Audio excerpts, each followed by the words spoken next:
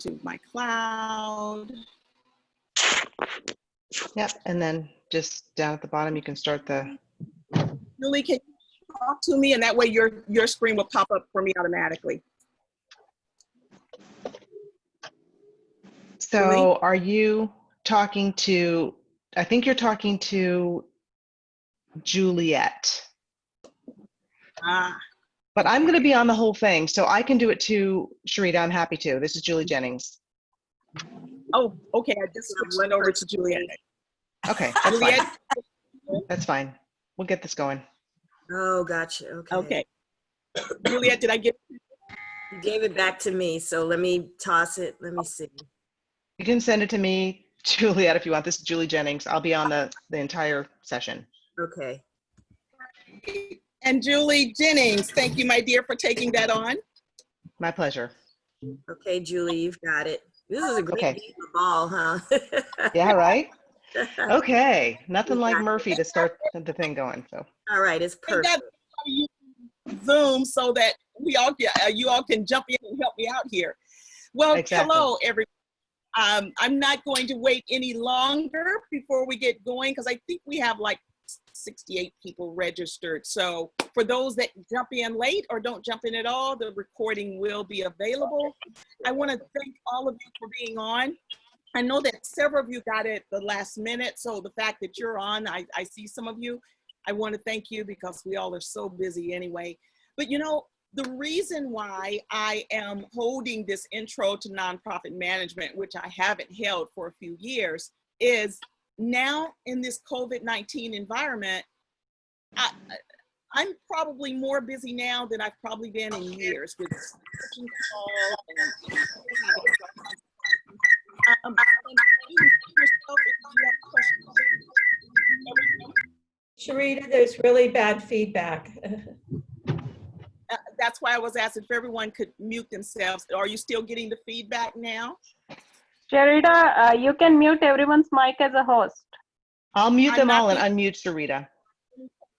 Just a moment. Sherita. Okay. Sherita. There we go. I just unmuted you. Thank you. So again, and Vishali, thank you, and thank you for being on. I know I noticed your voice. So today is designed to not only talk to you about how to start a nonprofit, what are the requirements, what are the paperwork, what's the paperwork, and I can't take you through the entire nonprofit development class, but I'm going to talk to you about the what's required as far as the documents. And then I'm going to be talking about strategic planning. A lot of people have been wondering, you know, Sherita, what does that look like? We're going to be going through some funding strategies. So but also, even though you guys are muted, please, please, please, I welcome you to ask me questions as I go through the presentation. You do not have to wait. If something pops in your head, please ask me because I'm triggered by questions. So often I may not think to say something, but by your questions, it will trigger me to you know, just kind of unload on you, okay? So that being said, I'm going, oh, my phone's off the hook. That being said, I'm going to just move forward and again, ask me questions as we go. So I wanted to start out just in talking about, you know, since 1988, I've worked in the nonprofit industry and I've continuously heard some of the following. Let's see. People say, if you want to start a nonprofit so you can get grants to pay yourself a salary, stop now. Now, by hearing someone say that, it would make you think that you can't get paid in the nonprofit arena, right? That's not the case. See, with them saying that, they're saying if that's the only reason you are starting a nonprofit is to get paid, then stop.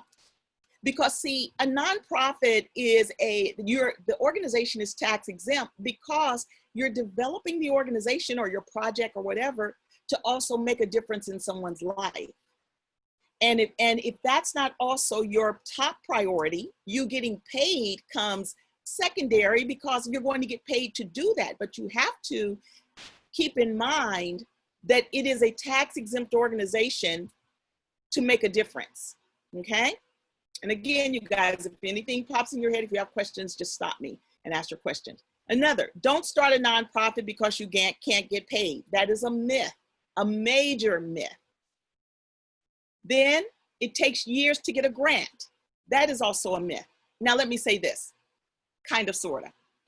If you're writing a bad grant proposal, if you're writing terrible sponsorship letters, then yes, it may take you years or you may not ever get any funding. But isn't that the case also with a for-profit?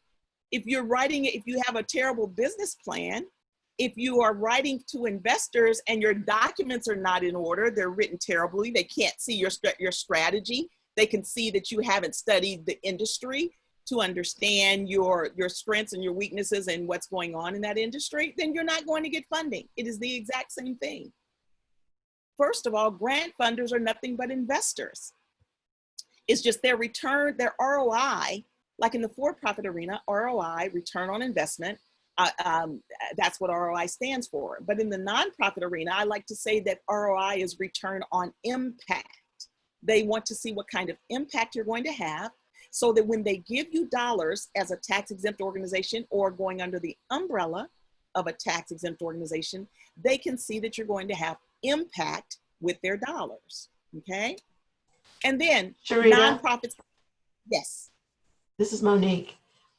Hi, Monique. Hi. Whoa, Thank what you. time Thank you. there, Monique? It is a little before 6:15 p.m. Ah, okay. Well, thank you for being on from all the way in Paris. Yes, my dear, what's your question? So my question is, well, it's actually more of a comment about the years to get a grant. What I understand is that what it takes to get a grant is relationships, and relationships do take time to build. So can you speak to that a little bit?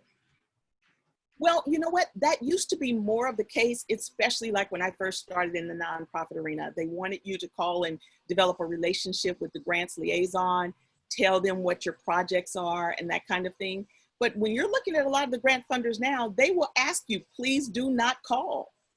See, relationships are usually, if you were funded by the relationship, then a lot of times that means that that's favoritism.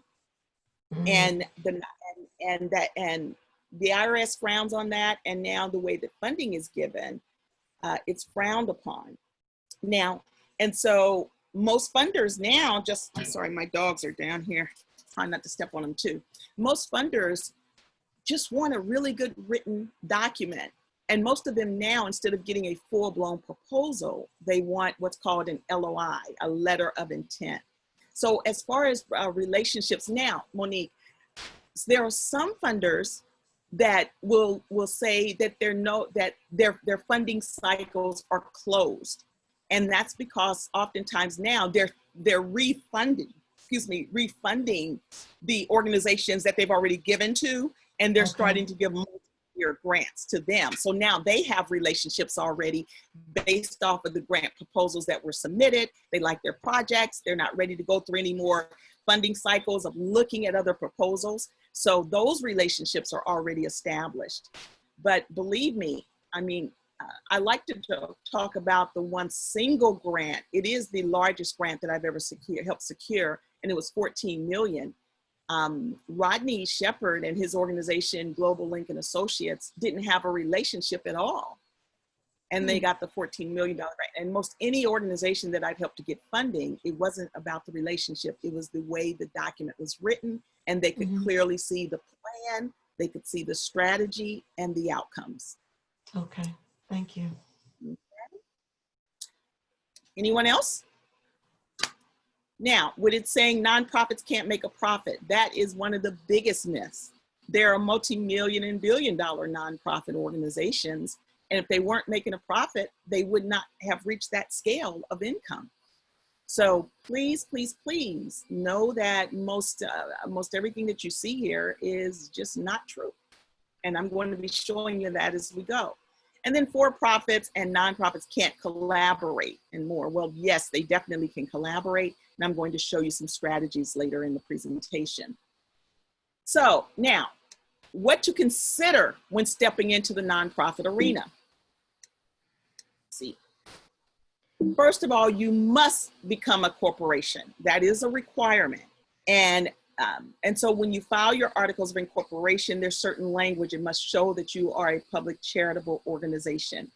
And so you file articles of incorporation. Not only is it required, having a formal structure gives credibility to your programs and services. When becoming incorporating, it limits the liability of the organization's officers and directors, just like a for-profit. The IRS requires organizing documents and governance policies and procedures that are usually associated with the corporations. And that's what you're going to find in when you establish. First, you've got to get your EIN number. Do not, if you guys are new to, like if you don't already have the corporation, please do not get your EIN number before you incorporate. Because sometimes, let's say that you name it, you send in your articles of incorporation and the state does not accept that name, but you've already gone on and gotten your EIN number. You're going to slow your process down because now you're going to have to refile. I mean, you're going to have to send an amendment. After you get your articles amended and get with the right name, you're going to have to send that amendment to the federal to get your EIN number name changed, and that's going to slow down your process. So do not get your EIN number until after you have incorporated. And then I'm going to talk to you right up above there. I'm going to talk to you about the Form 1023 and the Form 1023-EZ. Now, with either of these, you're going to need designated, you've got to design your program structure. You've got to show what activities you're going to do under the organization. You're going to have a board of directors and your corporate bylaws, okay? Now, a lot of people have called and asked me about should they file the Form 1023 or the 1023-EZ. So let me just take you over there. Okay, 1 second. Any questions while I'm going to this? Sherita, Yes. this is Robert Nichols, not Sandra. But I got a question. If you already have an EIN number and your foundation name will be very similar to your corporate name or your business name for profit, will that be an issue? Well, no, think about Ford has the Ford Foundation, Target has the Target Foundation, Walmart has the Walmart Foundation. So is that what you mean? Something like that? Yes. They can, if someone has a very strong brand in their for-profit, I always suggest name it similarly so that your brand carries over and you already have that brand identity out there. Okay. Anything else? Hey, Sherita, Sherita, this is Michelle. go ahead, Michelle. So just a quick question. So I was thinking about doing the form, the 1023-EZ first. If after a year you find out that you're doing over the amount of, like, say, $50,000 they limit you to, can you then go back to the IRS and file the long form? Will they allow you to do that? No, they usually don't do that. After you have been a tax exempt organization, I think it's 2 years, 3 years, there's a form that the IRS sends you. I forget the name of that form, and they just kind of ask you what have been your activities. And that may even change with this EZ form. But the reason, now, I'm talking about both forms. Right. But you guys, I developed over 600 nonprofits, almost 700 now. And I always recommend to my clients to do not do the EZ form. Now, I've had some people that would do the EZ form, and the reason why that is let's look down here under the cons. Now, a lot of people want to do the EZ form because it's cheaper. It's $275 versus the $600 fee, okay? And it's also a much shorter form. There's a lot of things that are not required, but also, let me see if I can go down here and find it. So Sherita, can I follow up real quickly? So the reason for following the easy was not about cost. It was about what I hear is that the time frame to get approved for the easy is a lot quicker than getting approved for the long form. They're saying it takes 6 months to get approved for the long form. Is that true or not true? Is there anyone that's on the line? Monique, how long did it take you to get your tax exemption with the Form 1023 long form? 17 days. 17 days. And my dear, who prepared your tax exempt document? Sherita Herring. And that was with the long form. Okay. And thank you, Monique. And I know that there are others. I'm not sure if I have very many on right now that have developed, that I've done their nonprofits, but Michelle, that process. Now, when you file, the IRS automatically sends their standard letter. You guys, I'm sorry, I'm sitting outside and there's a bee that's flying around.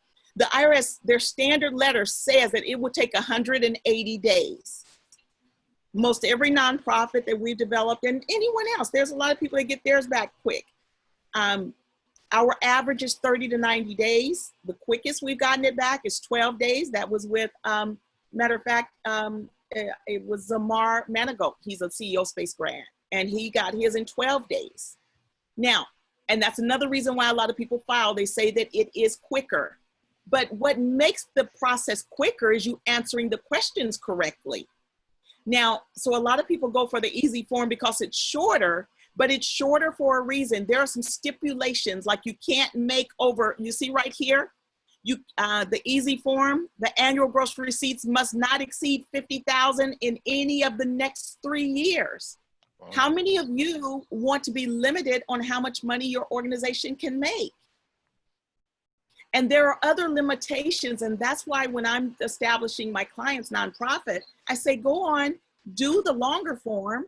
Yes, it's going to cost you $400 more, but you're not limited also by what your organization can do or the amount of revenue you can make.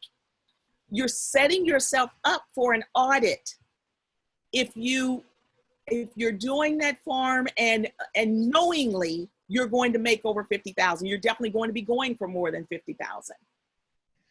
And some of the trainings that I've even gone to and in talking about this form, that's definitely what the talk is that because people have even said, well, Sherita, if I'm doing projections, even though if I know that I'm going to be going after that, if I'm doing projections, they don't know it. That's what I'm putting on the form. And I say, why start out being dishonest?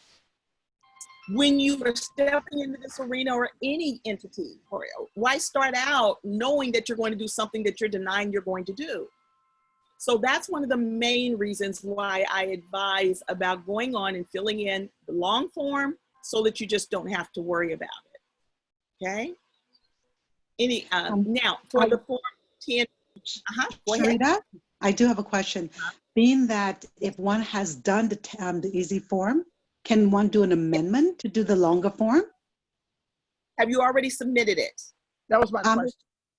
Right, it has been submitted, it has been issued. Can that be amended to do the longer form? No, now you just have to wait to the process. You don't want to now step in and do something that can interrupt them already in your processing stage. So now what you will probably be assigned a rep and speak to your rep on what they feel should be your next process if you want to switch and do the longer form. Okay, so if the shorter form, it has been approved and it was issued. So my question is, and I guess you probably answered it. So it has been issued, that process has been done, but can you go back and do some sort of amendment to get to the longer form approval? Pay the additional. Now, is it because you want to now not be limited in your revenue? Based on the conversation right now with you, can that be reversed? What I would do is call the IRS number and speak to an IRS tax exempt representative and ask them, what is your next process? Should you file another? I mean, do they have an amendment? Because I was just reading on one of the updates with the IRS. There's some changes that are going on as far as processes. So without knowing exactly the process right now, I would just recommend calling the IRS. Let me see, that number's not on here, but I'll look up that number so you can have it. And call directly and ask what should your next process be, because based off of your planned activities now, you will hopefully, with secured funding, exceed that 50,000 limitation. And what should you do next? Okay. Thank you very much for the answer. All right. Sherita, And so Sherita, I had a question. This is David DeRico. Good to see you again. Yep. Do you have the nonprofit case studies and actual proven grant proposals that raised money to utilize as a template, if you will, so that we don't have to reinvent the wheel? You know, because that's, you know, the way things are set up. We go in, we take out their name, put our name in, tweak the proposal, but it, you know, it's already a proven model. Do you have that available for us?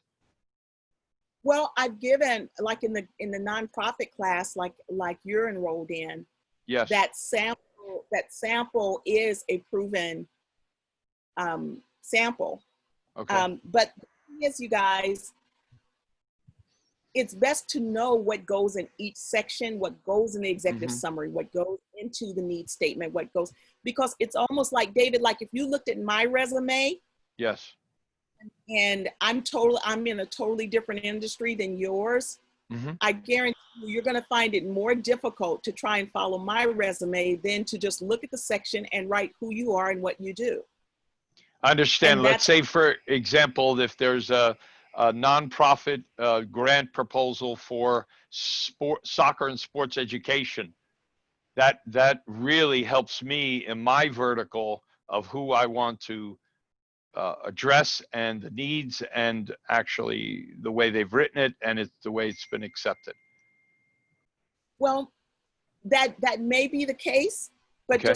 just for instance, when I was the director at the YMCA, and we Yes. had like 7 different child care centers across the city. Yes, child care was the commonality, but one might be doing tap dancing, another one has swim classes, another one is doing outside activities and nutrition. So what they wrote in their proposals were totally different. Okay. So what I'm saying is, it's more important to understand what is the structure of a grant proposal versus trying to copy someone else's. Now, there are all kinds of sample grant proposals out there online. You can just type in sample grant proposal. There are all kinds, but it's almost like when if someone is trying to go in and rebuild a house, an old house that's been standing there, and then you drive by the next day and they've totally torn it down. And the contractor said, it's easier for me to build from the structure of what I know to do than to keep trying to make the repairs on this old building. And so it's, once you understand the structure, I'm telling you, most anything a grant funder asks you guys, all of you already know the answer on how to answer for yourself. If I'm sitting and having a conversation with you, David, and I say, David, tell me, over the next 2 months, what is it that you plan to do? You could sit and rattle that off to me, David. Matter of fact, I'd probably have to stop you because you could rattle off so much. Okay. And that's what the grant funder asks. They will say, what are your planned activities? And people freeze because it's in a grant proposal and you think they're asking you something different. Right. So what I'm saying is, when you just stop, relax, and read the question, I guarantee you have gobs of information about what they're asking you. Okay. Okay. Great. The same Thank you. thing here. On this form 1023 that I'm showing you, this is the actual tax application. It's a 30-page application.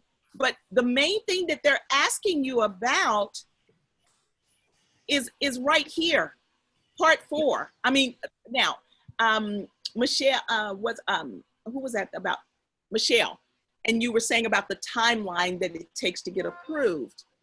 What throws people is when you're answering these yes, no questions, they will forget what they said up here in number 3, and over here in number 13 or 20, it kind of asks you the same thing, but you said no previously, and now you're saying yes. then the IRS will reject your paperwork and say, in number 3, you said such and such and such, but in number 13, you said yes, and it contradicts. And so please give us full details on why that is and what it means that you meant to say. And so the IRS question and the way they want it might require you to write 5 more pages of information because you answered the question wrong, okay? So it's these questions that throw people, but it's this piece right here, question number 4. List the name, no, I'm sorry, part 4. Part 4. Using an attachment, describe your past, present, and planned activities in a narrative. Now, people say, well, Sherita, I'm new. I don't have any past. David, that's where they're pulling from your resume. Okay. They want to know what you have been doing because without a doubt, you're developing this nonprofit to kind of do something of what you've already been doing. And now you've got a passion to move it further into a direction that can fall under the nonprofit status. So this is where you pull from your resume. And Right. Excellent. your past, and then present is what are you doing right now? And then is that applicable or can that be transferable over into the nonprofit? And then your planned activities is what are you planning to do with the nonprofit? And that's why I'm going to take you guys into strategic planning, and we're going to talk a little bit Beautiful. about that. Thank you. Also Sherita. with this application, yes. I just have a quick question. I'm new to this completely. Is there a way to contact you directly through an email, or could you put that in the chat or something? Yes, you mean just with questions and that kind of thing? And possibly a consult. Okay, yes, I will provide that at the end of here. But if not, let me just put it over in the chat. Let me put, I forgot, I've got the chat here. Thank you. Let's see. You're welcome. Sherita, I can do those kinds of things for you so you can keep going. I'll do it. Your Okay. email, right? Yes, please. Thank you. Okay, will do. You're welcome. Thank you, Julie. You're welcome. Now, also with the Form 1023, you must do 3-year budget projections, okay? So that's why it's important to understand how to structure your programs. What kind of staff are you going to need? What are some of the materials or projects that you're going to do that's going to require equipment? And you guys, don't be scared to write what you really need and whatever those costs are. See, again, that's a misconception that in the nonprofit arena, you cannot get the funding to cover whatever your needs are. The problem is with a lot of people that have said they couldn't get funded is they didn't tell you that they wrote a bad plan and the funding didn't, what they were requesting didn't match what they wrote. If I write to you that if I just write that I'm going to teach grant writing classes, business development, entrepreneurial development, and strategic planning over the next through 2020 and 2021, and I plan to work with, to train more than 1,000 businesses. And that's pretty much all I write. I'm very vague. And then in the proposal, I'm requesting my salary to be $200,000. I need an accountant and I'm going to pay them $75,000. I need an assistant that I'm going to pay $60,000 a year. And then I write all these staff and a facility that I'm going to need, but I've been very vague in my programs. I did not write that 4 times a month, I'm going to facilitate a 7-hour workshop that will have the facility will require a minimum of 50 to 75 participants. I would need program materials, binders, yada, yada, yada, yada, for that program. Since it's going to be an all-day workshop, my refreshments, I'm going to need refreshments, the venue costs. You've got to give the details that warrant the salary or the equipment cost or whatever it is that you're asking for. Your budget and narrative should match. And if they do not, even when you're writing this document to the IRS, if you're writing very little, but you're requesting a whole lot of money, let's put it like this. If I'm your daughter and I say that I'm going to prom and I'm asking you for $5,000 and you say, what am I going to do with it? And I say, oh, I'm going to get me a dress and stuff.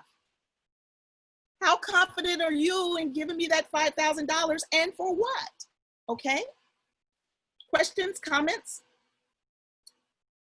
Okay, you guys, so I'm not going to stay on this form. I just wanted you to see Rita? what it looks like. Yes, Hi. yes, yes. Deborah Shine, hey. Hi, Deborah. Hi. So I just was wondering with the COVID-19 now, since a lot of nonprofits, like if you were offering something online, then how, I was just wondering about justifying costs, how can you, is it like the time that goes into to develop it or something like that? Or what is your thinking along this line? You're talking about recorded sessions online or doing virtual live? Well, it may not be possible to have a facility I don't know, but if you're doing stuff online, like you're doing a course now, then do you just, how do you assess the cost? Is it the development time of what you're putting online, or how would you do that? Well, you're still, whether you're going to teach people in person or online, wouldn't you be putting in the same amount of time? Yeah, the only thing different is that you don't have the venue costs. Right. But your time, energy, planning and development, all of that would still be the same because, Deborah, I've been doing my virtual trainings like you guys are on right now since 2014. That's why I came out of my office years ago. I mean, my last class in my office was in, let's see, this is, I think 2016, 2017. And I realized I hadn't done a class in my office for 2 years. And that's why I came out of the office. But it did not affect my pay because I'm still doing the exact same thing. It's just right now, I'm teaching you guys and actually, I actually get paid more because my reach is broader.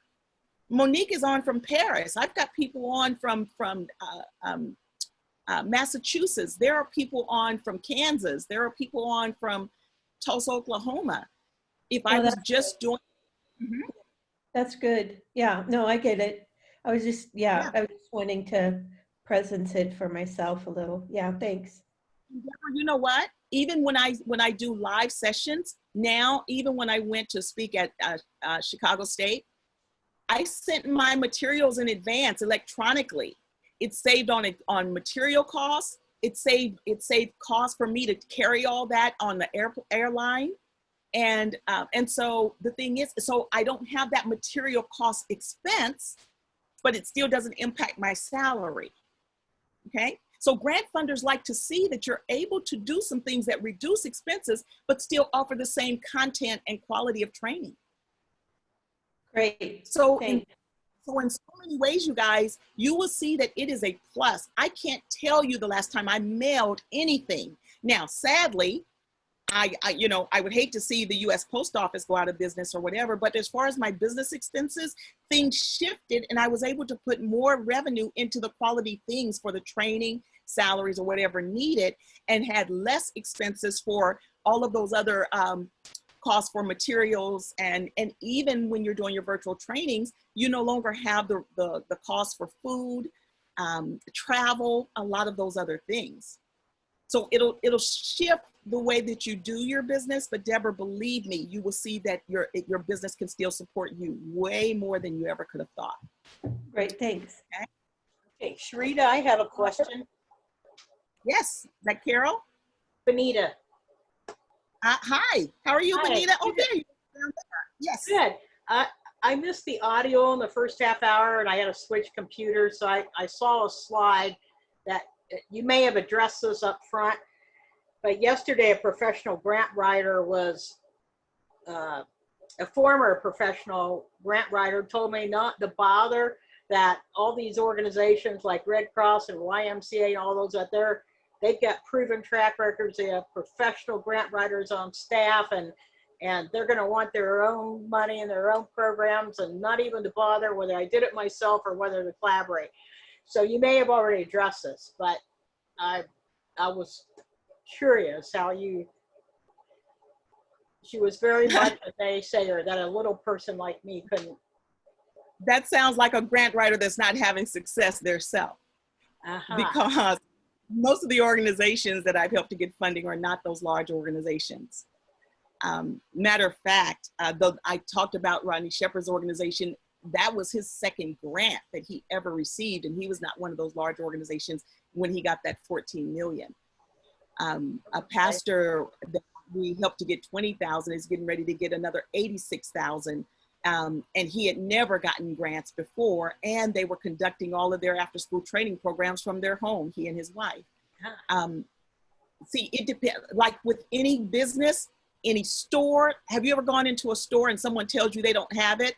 And then just as you're getting ready to walk out, you decide to ask someone else, and they walk you what you were looking for. Yeah. You guys, that's what I'm trying to teach you this industry for you to know, because you're going to have naysayers. There's absolutely no way that the IRS approves almost 300,000 nonprofits a year, that it is the third largest business sector in the United States behind manufacturing and retail, creating over 12 million jobs, and they only fund to large organizations like that, because then that means that all those 12 million people only work for the Red Cross and all of those large organizations. A lot of things that people say about this arena does not make sense. It just doesn't make the business sense. So you have people that are earned maybe by something. You have individuals that have not had the success that they had hoped to have. You have individuals that are new to the grants arena, and their first and only experience have been that they looked at a government grant, which I tell people, if you're new to the grants arena, do not mess with a government grant, because it's so much more tedious than it's like you've never lived on your own, and you first move out on your own, and instead of getting a starter apartment like a studio or a 1-bedroom, you get a 5-bedroom house that you can't maintain, that you cannot afford the utilities, that you cannot afford the upkeep. When you are out of sequence in the process, it's going to make it harder for you. Okay.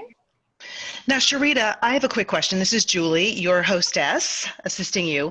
There are several people who have unmuted that have questions, but I'm wondering if we want to maybe get through some of the material first and have them hold the questions just in case you cover it during the course, or whether you just want to, it's up to you. You know what? Yes, please. I'm just going to go a few more slides, and then we will stop. Or now, a lot of times too, because the hands are up, we might miss it. You guys jump in, say something. I'll stop. Okay. Sherita, Sherita, David DeRico, I concur with Julie. If you wouldn't mind, go through the entire presentation, let people submit their questions. Julie can be the moderator, pick the most appropriate ones, and then we can get to those at the end. Because oftentimes, you can get rabbit hole. This is I Julie. appreciate that.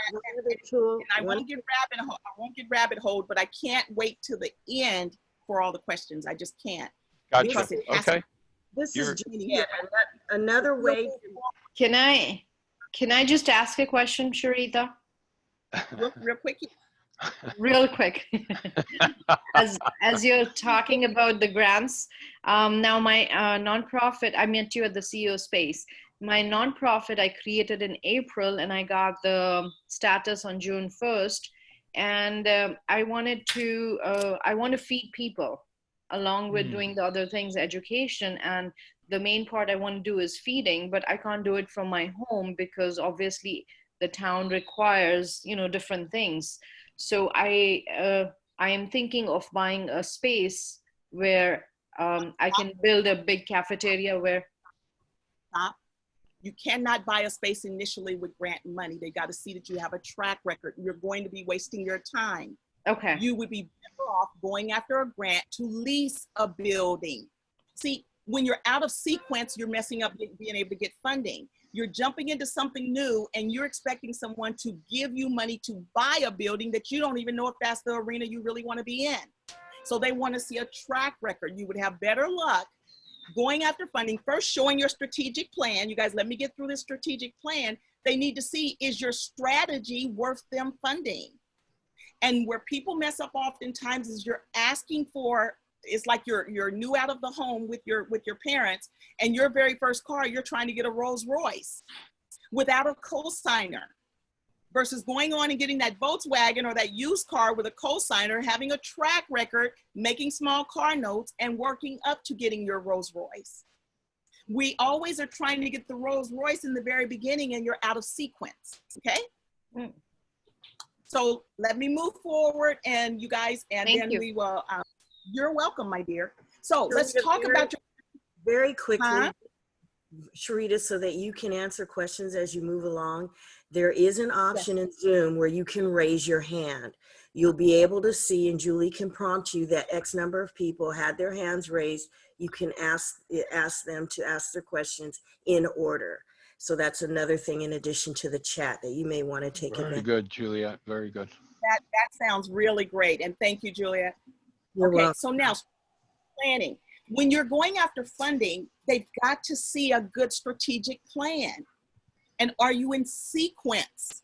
And a lot of you have heard of the SWOT, you know, and so we're going to talk a little bit about that. But the strategic planning is an organization's process of defining its strategy or direction and making decisions on allocating its resources to pursue that strategy. It has to make sense to the funder. And so just like the question a moment ago, you're new to stepping out, you got a new nonprofit, you want to start feeding. Now, if you haven't been feeding and out of a facility so they can see that you know how to maintain that facility, can maintain those utilities, you've already gotten your Sub-Zero or whatever freezer or your walk-in, you fed more than 600 people, you know, every month or 2 months or annually. If they cannot see that, then if you're asking for some major dollars to step out and buy a building, again, it's out of sequence. A strategic planning process identifies strategies so that the business will achieve its mission. What strategies are you outlining? So ideally, management and the board, if you've already been in operations and you have a board, they help you with your strategic plan. And they're committed to measurable goals, approve priorities for implementation, and also commit to revisiting the organization's strategies on an ongoing basis. Now, as a new organization, most of us, when we first start out, and oftentimes now, you guys, so often with my strategies, with my classes, I'm working alone because I realized I didn't need to keep paying salaries until I needed someone. When I need my consultants to do my grant writing research or helping me to strategize for a new program, that's when I have consultants. Other than that, I'm most of the time I'm working alone, okay? So when you're strategizing, where a lot of businesses, for-profit or nonprofit, where they mess up, even if someone gets a really good business loan, what they find is small businesses, because of poor strategic planning, spend too much money upfront in salaries that were not needed. Every time when I see someone do a budget, some of the first positions they put in is their accountant, their payroll person, their lawyer, and then all this staff. And if you start paying all that staff and you don't even have a business going yet to start bringing in revenue, you're eating up your revenue. You're sitting in a building because you wanted to have a building, and you're sitting there and paying for all those utilities and the lease every month, and no one's walking through the door yet because you hadn't even done your marketing strategy to bring the individuals into the business. So you've got to do things in sequence, and that's what a strategic plan does. So let's talk about how does that happen, okay? It often starts by identifying your strengths, weaknesses, opportunities, and threats, and that's the SWOT. And many of you have already gone through the SWOT analysis, but for those that have not, I wanted to have it in this recording so that you know how you can start identifying it for yourself, because you must show this even in the nonprofit arena. People tend to treat the nonprofit like it's a stepchild of business or a hobby, when you've got to show that it's running as a business. So when you're looking at your analysis, do you know your strengths and weaknesses? Do you know the opportunities and the threats that exist? You know, as you're planning the method, how will you evaluate your organization and how well you're projecting that it's going to operate? Which in a business plan, that's your marketing strategy, okay? So used in the business context, it helps you carve a sustainable niche in your market. Used in the personal context, it helps you develop your career in a way that takes best advantage of your talents, abilities, and opportunities. So, excuse me, Sherita. I'm yes. sorry, this is Carol Ward. Are we supposed to be seeing your screen? I'm only seeing the tax screen, IRS screen. You know what? And, Thank you and, for and that. I'm only seeing the IRS one. There you go. Thank you. I'm glad you said that because yes, you guys were supposed to be seeing my screen. And so I'm going to go back through these screens so that you have it on the recording. Beautiful. So I was talking about your strategic plan and the SWOT. So I want to make sure that you have the SWOT analysis there on your screen, and you will be able to stop and during your recordings. And then the strengths. Now, your special marketing expertise, if that's what you have, a new and innovative product or a service, your location of your business. Now, let's stop here about location. You guys, when I was teaching, I haven't taught my business plan class for a while, but in teaching the business plan class, and even I try and inform my nonprofits, when you're getting a business location, you really, really need to study where your business is going to be. Like for instance, did you know that let's say that you're driving down the right side of the street, you're going north, there's an island in the middle of the street, and you see a business on the other side of the street, or it might be on the other side of the street, you know, that you want to go to. Do you know that a lot of times when businesses have that island in the middle of the street, unless they've done some major marketing or people already know they're there by other people talking about it, that business will lose prospective business? Because a lot of times you'll say, okay, I'm going to go over there on my way back home. But then you go and do something else, or because you have to go up and make that turn or whatever, and it's a new business that you're thinking of going to, a lot of times they will not get that business, okay? Now, another thing, you know how sometimes there's a curve, you know, when you're driving and there's a curve that you're going around, there's no stoplight or anything, it's just a curve. That's a bad spot for a business that's unknown. Because for one, when people are in that curve, they're not looking at signs. They're not looking at what business is there. And so there's things like that. And so you might say, God, I looked at this building today and in the area, you know, this building is so cheap to lease. Well, that's why. So you've got to study where a location is and understand, is it a good location for your business? Or if it's extremely cheap per month compared to other businesses, why? What is the reason? Really pay attention to that.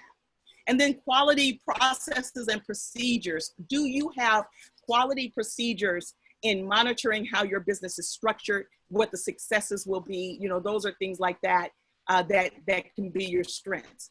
Your weaknesses. Oh, and I wanted to also talk about, like David, for instance, your strength with you having such a history in the soccer arena and the awards that you got, the people you know. If you're starting a business, you may want to talk about who you know and how you know people all over the world, the resources because of your connections of what you can bring to the business. That's a major strength. And a lot of times we don't look at our strengths to start out with that, even in your business plan or your proposal, and then talk about the other things that you're new to, but because of still your connections and resources, you will be able to develop effective collaborations to fill in those gaps of where you may be weak, in which I'm going into next.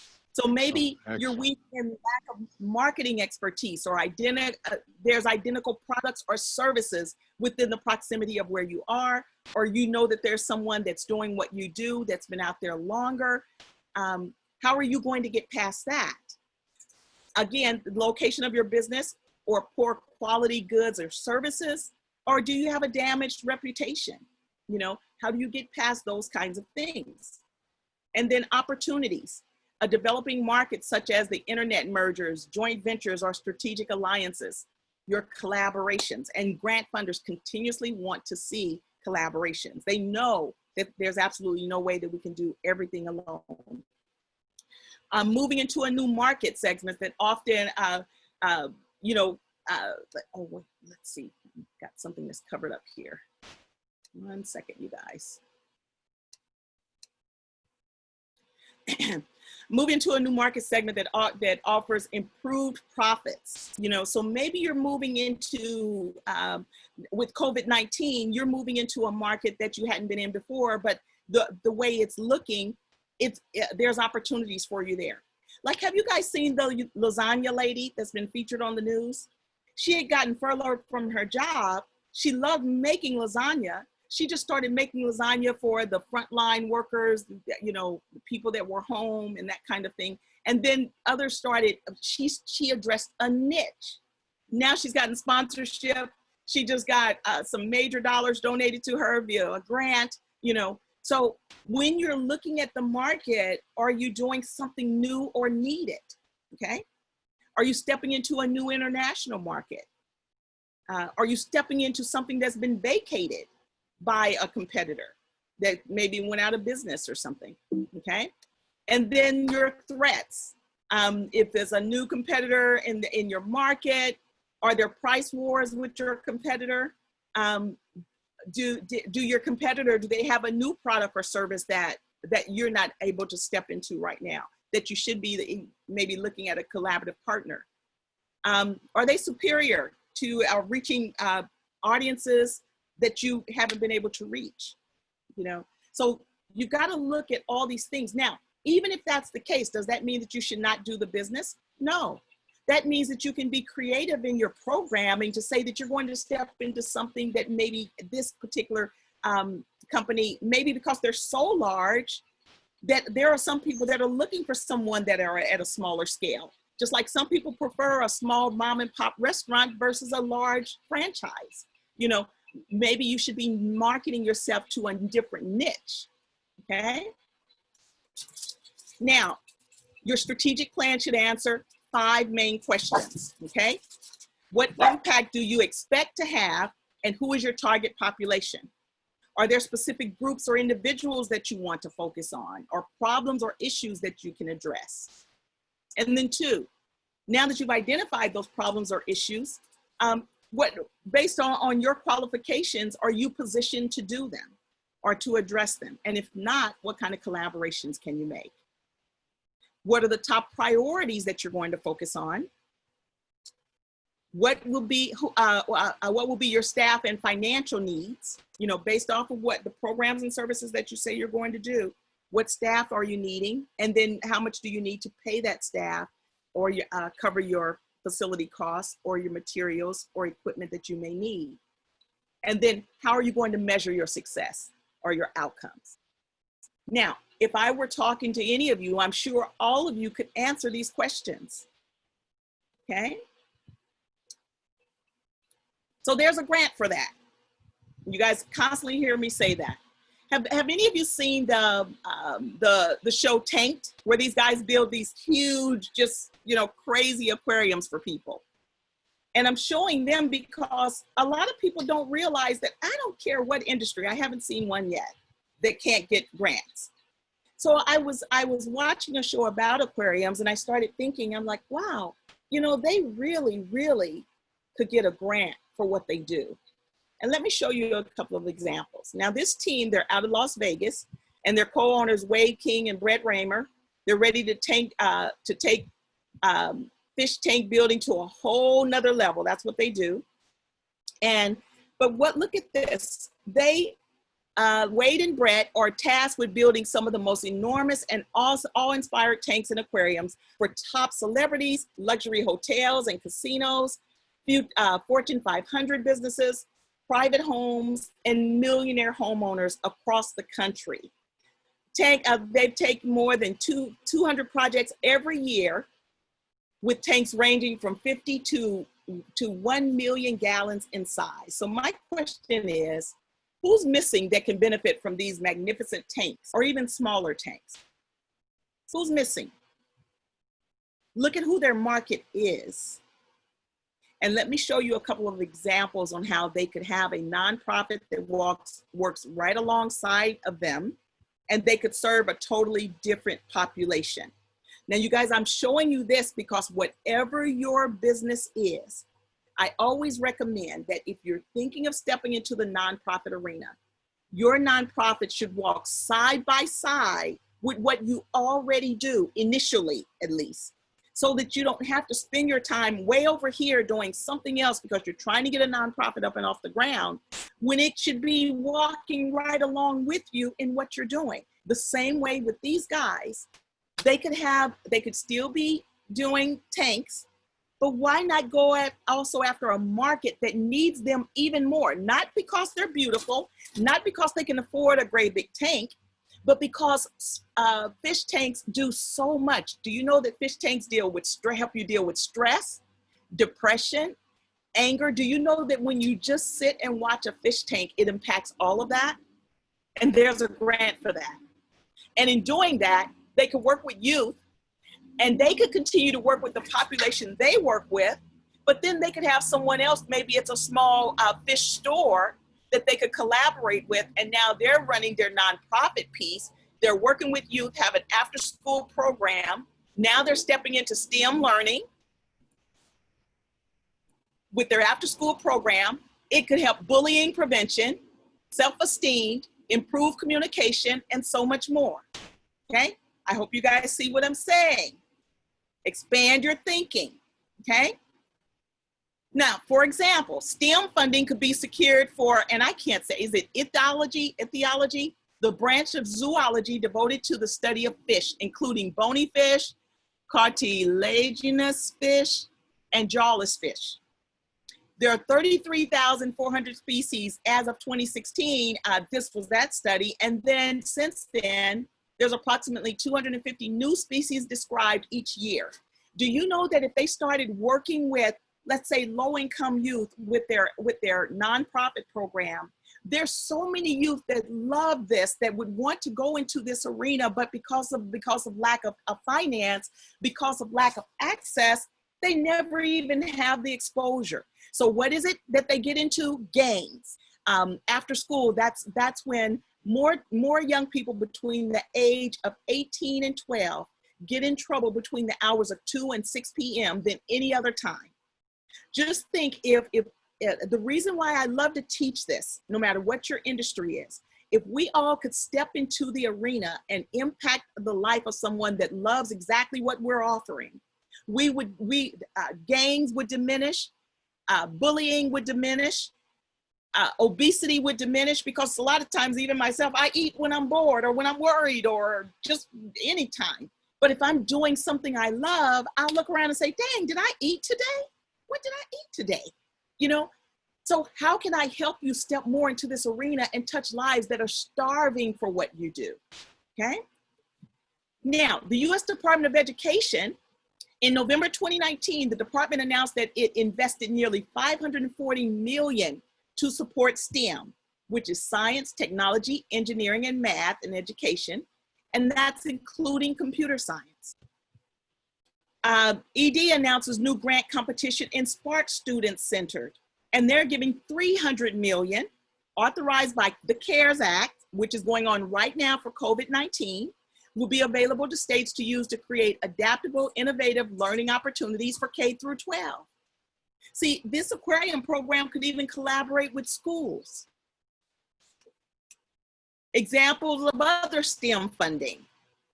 Okay, what about Pittsburgh giving $5.7 million in STEM? Let's say that you are someone that is a technology person.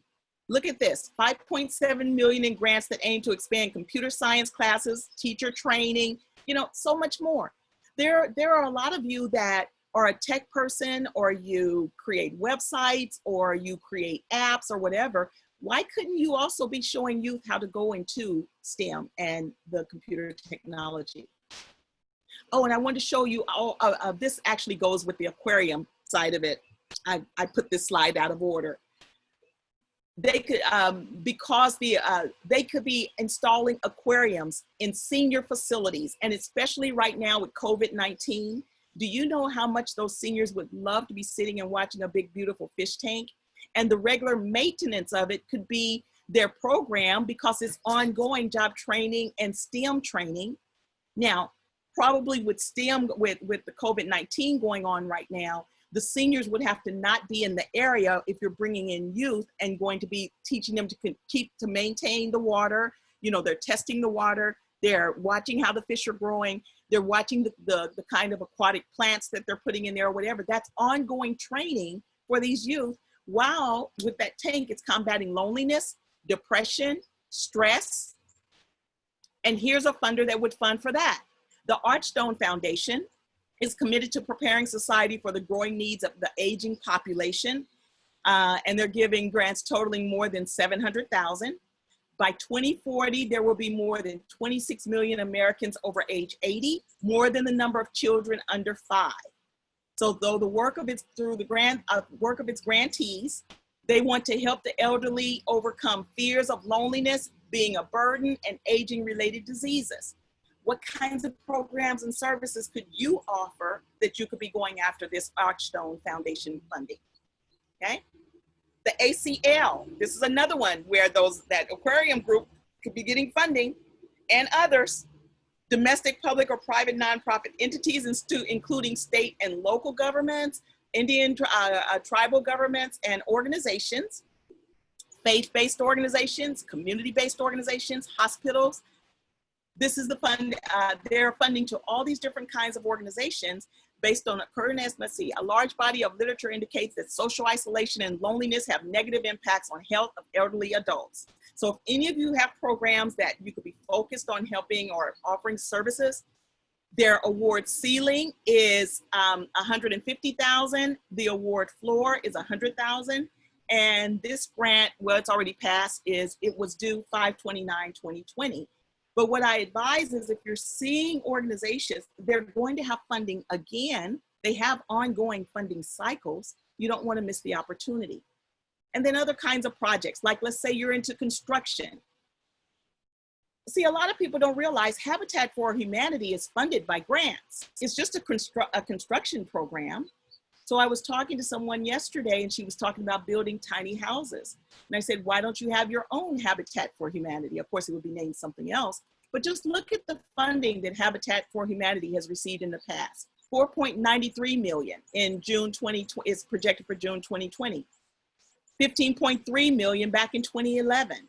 Wells Fargo, 11.5 million. That was in December 2019. Travelers Foundation in September 2019, 429,000.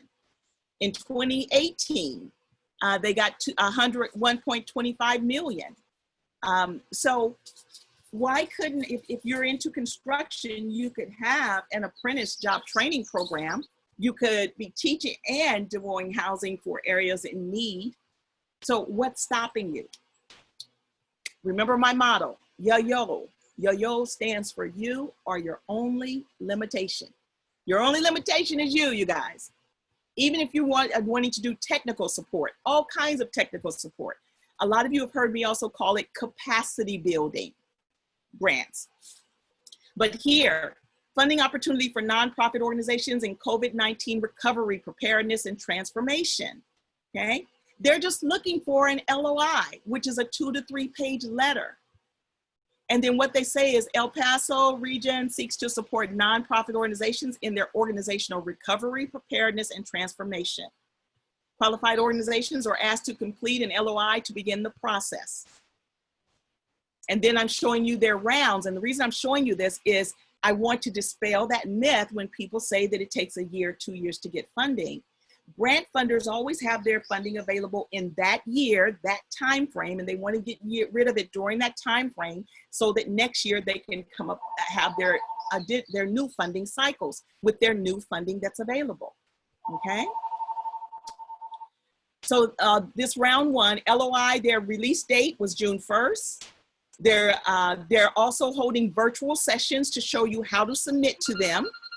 And 1 second. Let me just get rid of that. The LOI, which is the letter of intent, is just pulled. An LOI is the information from your bigger proposal. You pull the best pieces, almost like when the movie industry, when they do a commercial, they watch that movie and they say, okay, freeze that frame, freeze that frame, freeze that frame. And they take the best frames and they make a 30 or 60-second commercial, right? That's what an LOI is. You're reading through your document, you're pulling the best pieces out to create a small 2 or 3 page document, which is called a letter of intent. And that's what they're wanting. It's due by July 10th. Invitation to submit your full proposal is June 24th.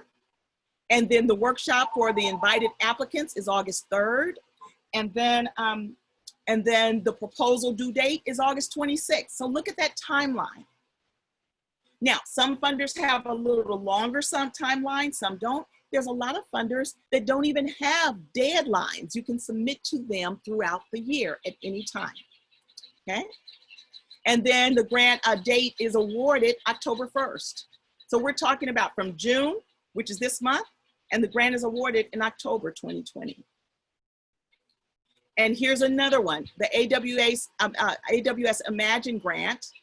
Our goal is to empower nonprofit organizations to prioritize technology as a mission critical component of their projects and to provide support for organizations pursuing technology-driven goals.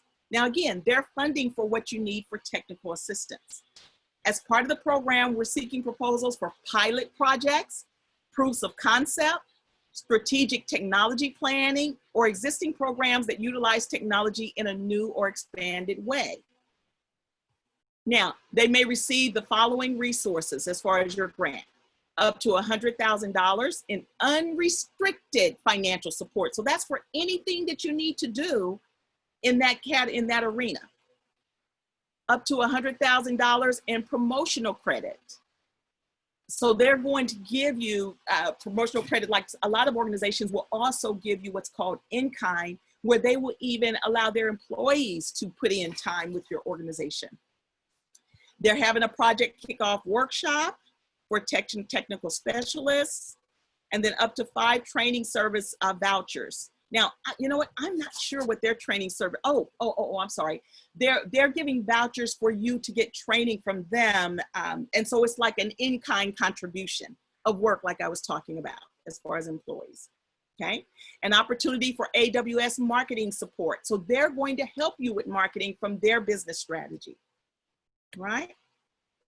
Now, examples of for-profit, nonprofit collaborations. Now, many of you have heard me talk about that even the Girl Scouts is a for-profit, nonprofit collaboration because they collaborate with Keebler and Keebler affiliates. That's who's baking the cookies, not the moms that might be in the thousands of kitchens baking cookies. They're collaborating with a for-profit.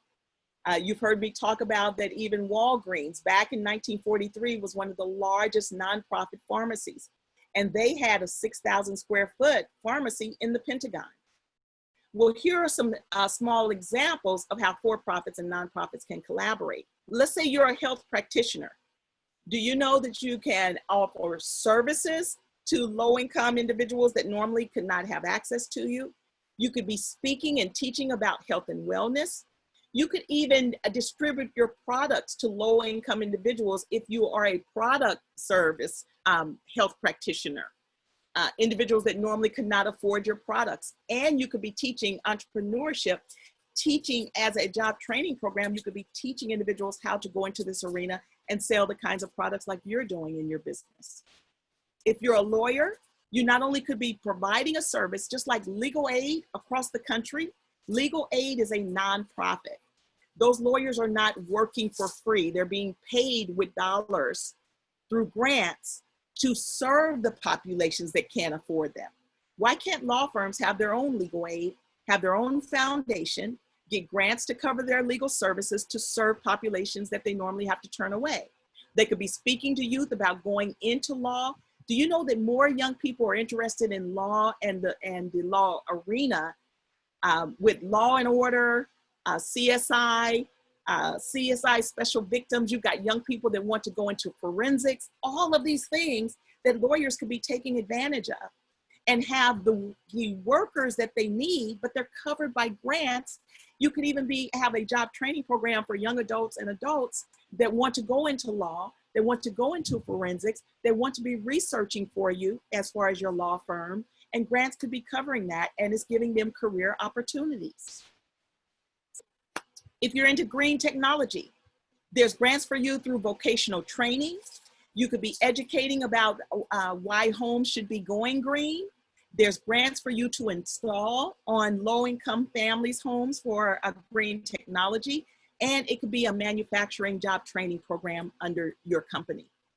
If you're a film producer, there's major grants for documentaries that if you're just looking at PBS, how often when a documentary goes off, it says funded by the such and such foundation, the ABC Foundation, the George Fan Foundation, the Susie Johnson and George Foundation. because they've gotten funding for those documentaries.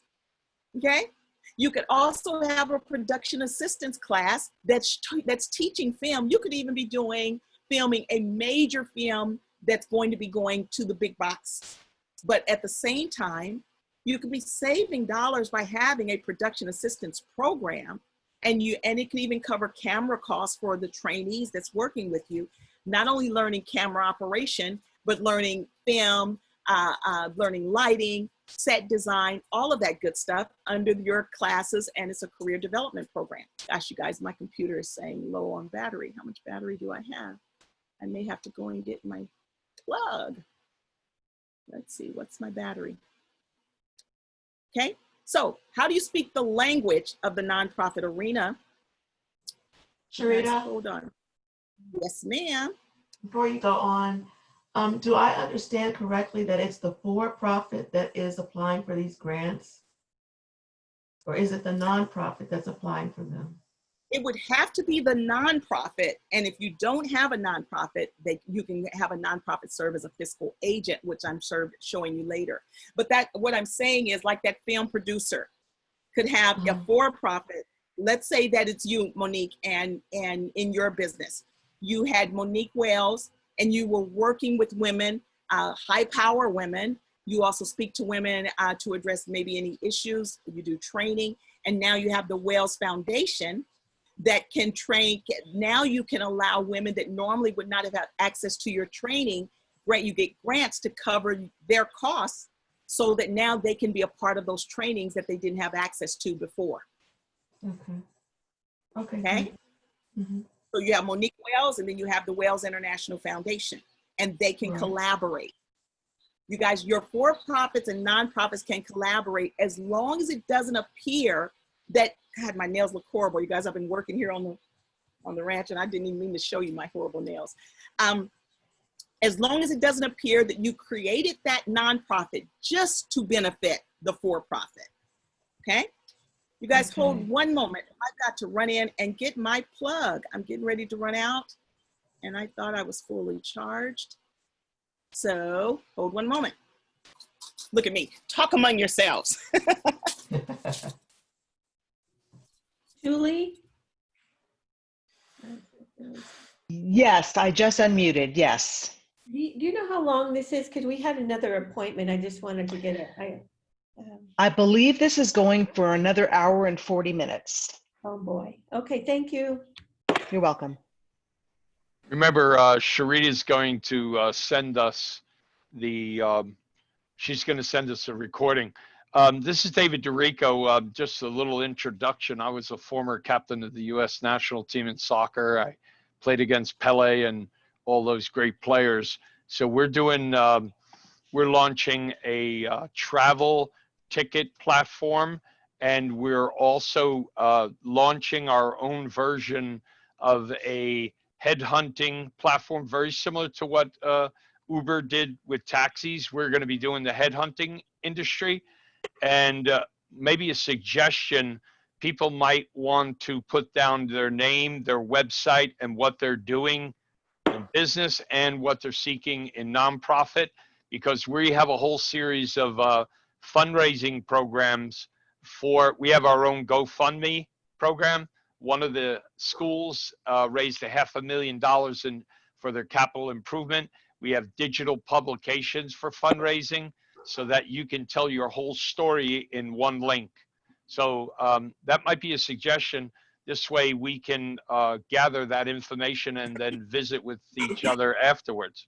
What do you think, David, guys? that's a fantastic idea. And if everybody would just in the chat window, go ahead and put your information so that you can actually share it with everybody else. And then you can save the chat at the end of the session and have all of that information and be able to do some networking after this as well.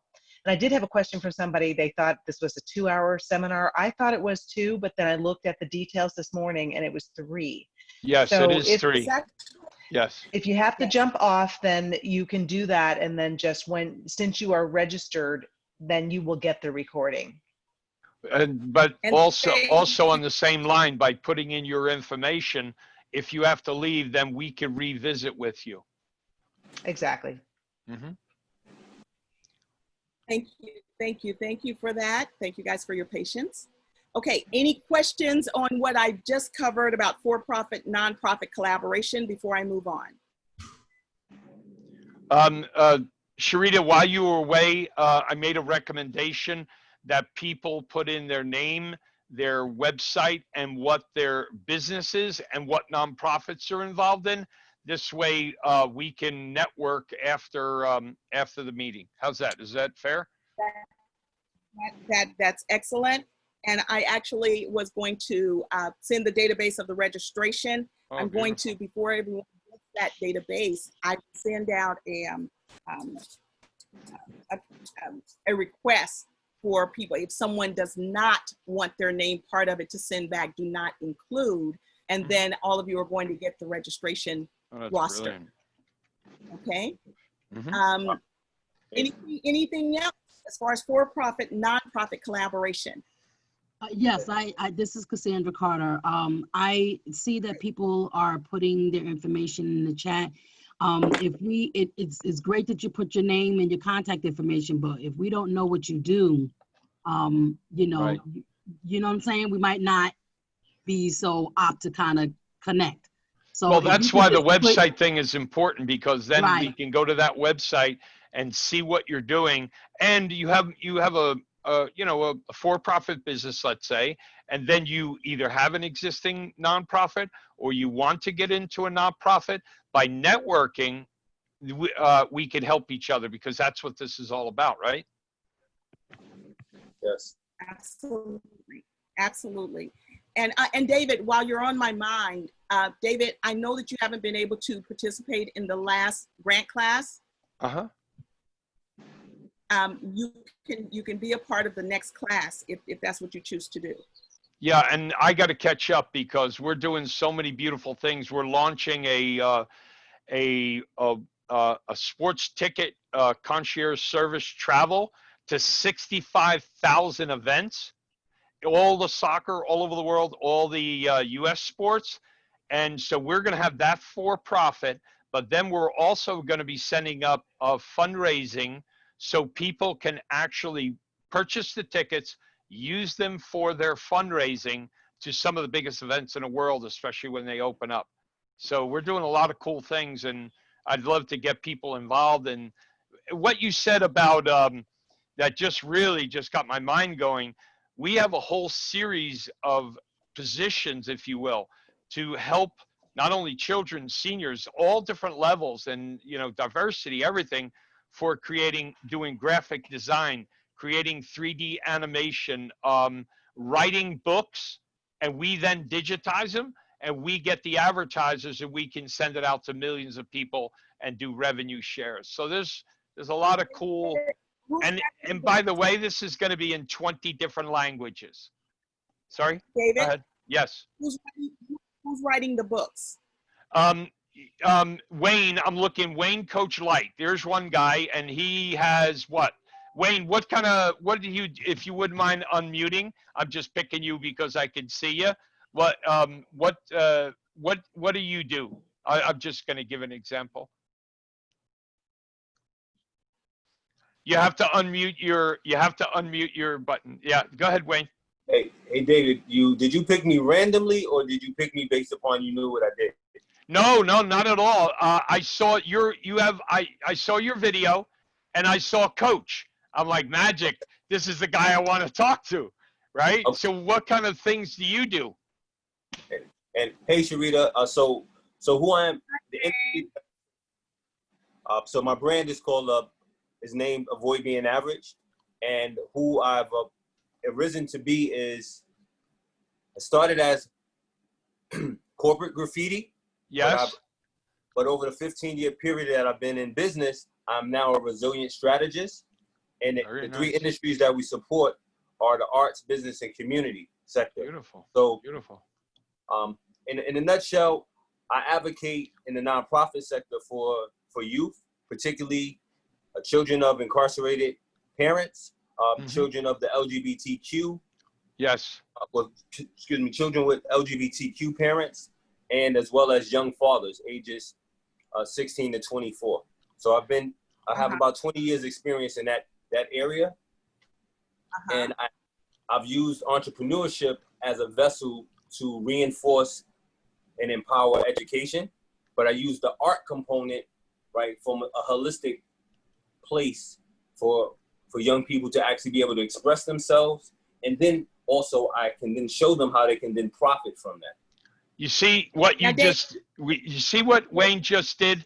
You have a pain point like we all have. Who are you? What do you do?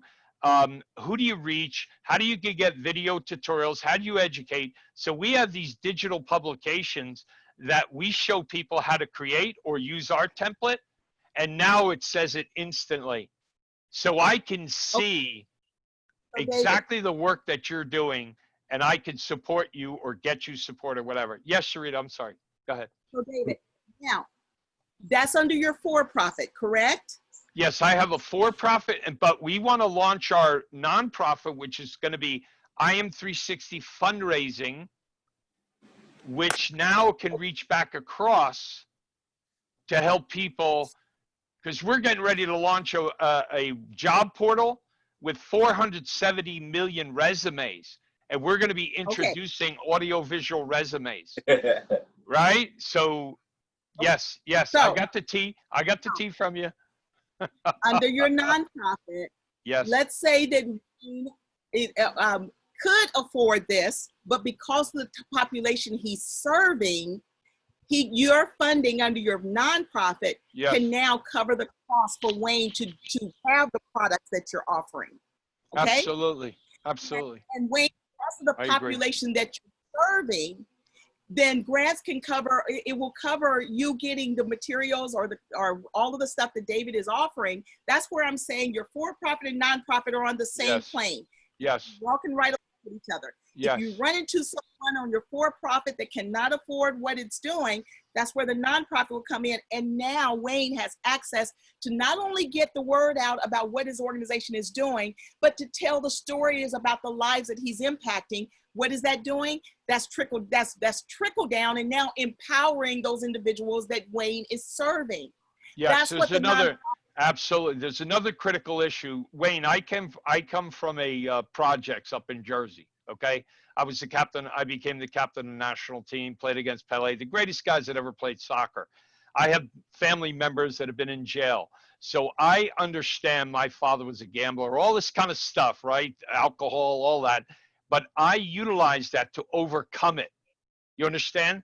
So now one of the big things, Sherita, in all nonprofits is corporate governance and giving them proof that the funds that they are allocating to Wayne, to me, to Michelle, I'm just picking anybody that I see here, right? Those funds are actually being utilized, Wayne. So now in our digital publication, you could show your graffiti. You could show that child that you helped to explain to that child, your mom or dad went to prison, but you're not your mom and dad's choices, and you have a positive way to utilize that. I call it cup half full, right?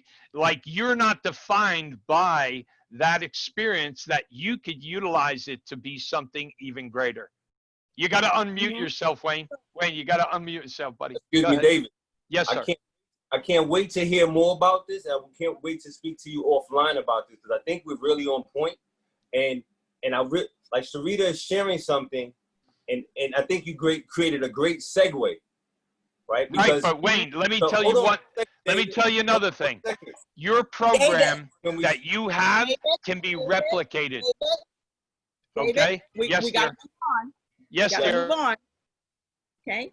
Oh, I'm sorry. Someone was getting ready to say something. Yeah, I was just saying, Sherita, thank you, because this goes, back where you were sharing about when we spoke about ABA Foundation at CEO Space, right?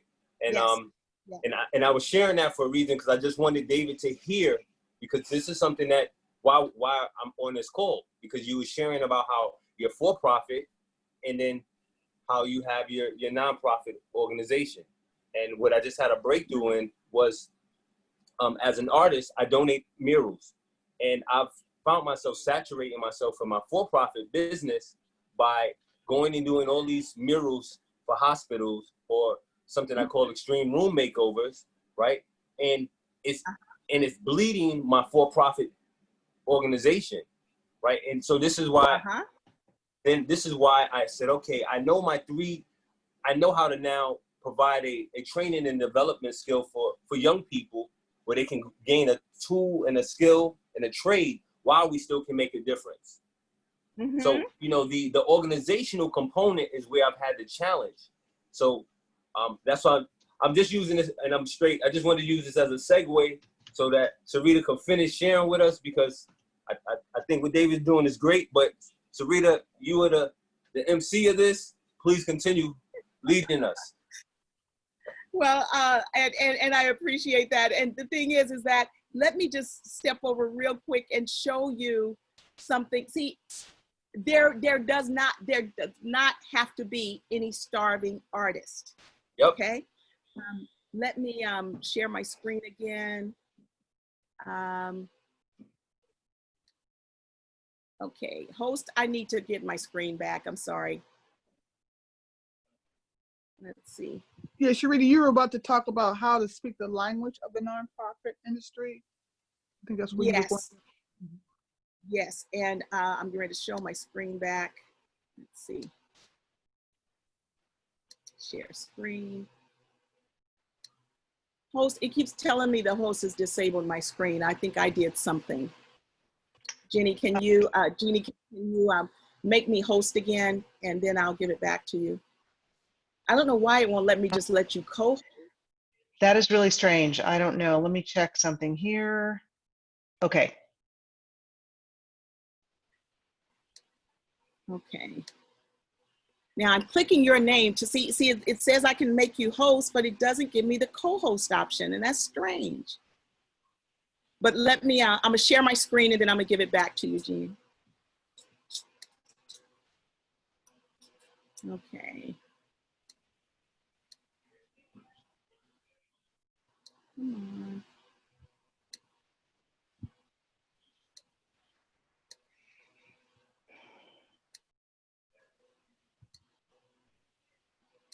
I mean, Julie, I'm steady calling you Jean. Julie, where It's there okay. You are. There you are. Make host. So you got it back, right? Not yet. Oh, there we go. Yes. Okay. So before I go into that, I just wanted you to see, Wayne, the National Endowment for the Arts 2020 grants totaling $27.3 million for art. And this includes mural. Do you see that? Create a mural. 10 million. 32 million. Wayne, do you see those? Do you guys see my screen? The Polak Krasner Foundation, 3 million. Yes. Okay.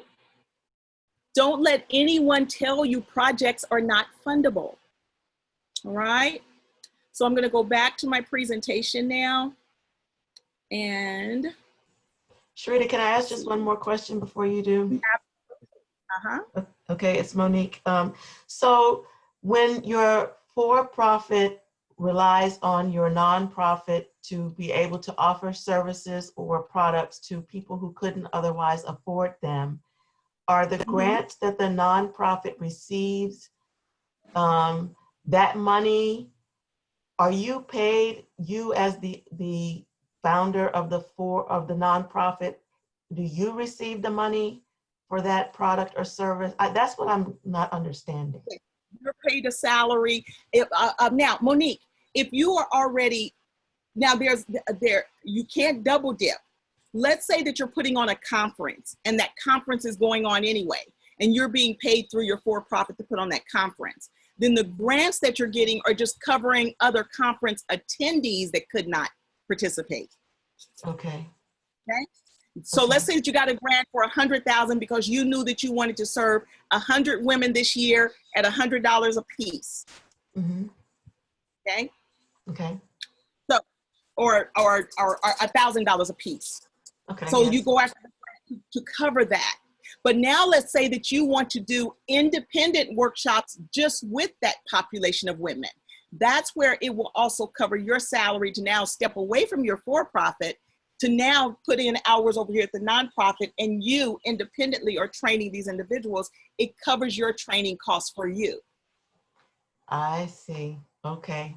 So I was always Okay? under the impression that if it looked like you were personally benefiting from the nonprofit, then that was a no-no, and the IRS could fine you or make you pay That's a taxes myth. or something. That's a myth. It's understood. That's why the grant funders have salary columns. I don't have time to go into the grant writing and the template of a grant writing budget, but they specifically have, that's one of the first things you see is the salary line item. Okay, gotcha. Okay. Yeah, those are myths, you know, where people mess up. Now you may hear that, oh, I hear that if I have a nonprofit, no more than 30 or 35% can be for salaries.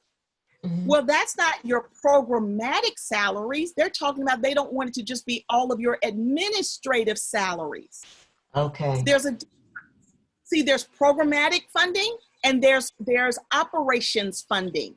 If I give you 500,000, I don't want to see 498,000 going into operations. I want to see it going into the programs that I wanted to fund, and it can pay the salaries of the individuals that are working in those programs.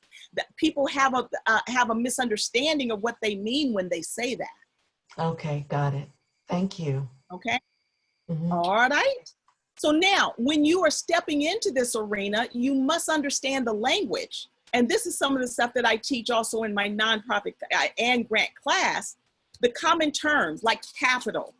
Now, many of us, most of us are CEO Space grads, and Bernie teaches the capital class. That's the very beginning when you go to CEO Space. And the capital class is showing you how to get the money. That's why it's first, because people need to get paid. And he's showing you what is blue sky, what do our investors look for? How do you create the documents? What is the language for the investors? All of that, right? Well, grant writing is nothing but the capital class for the nonprofit arena.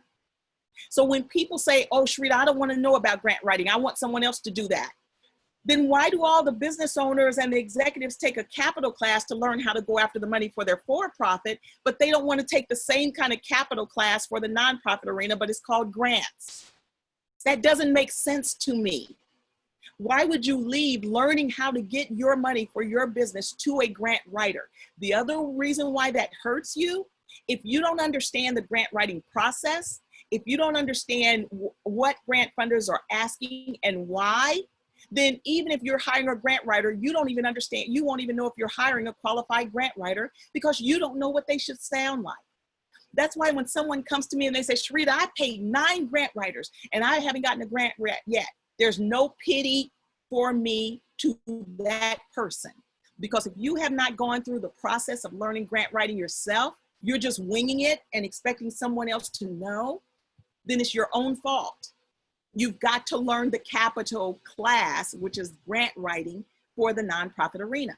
Now, I want to talk about what capital means in the nonprofit arena. That's why I say it's grant writing in the nonprofit arena, because capital in the nonprofit arena, if you were sitting on the plane talking to a donor that you don't know is a donor, let's say it's the executive of the Bill Gates Foundation, and you're sitting next to this person on the plane and you don't know that they're a funder, but you're sitting there saying, man, you know, I have this nonprofit and we're working on raising capital for our nonprofit. We really need capital.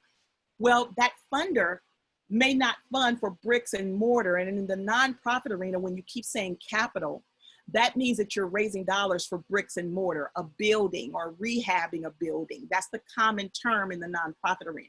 So if you just happen to be sitting next to a funder and they fund for salaries and technical support and programs, but you're steady saying capital, you have lost that funder because you weren't using the right language.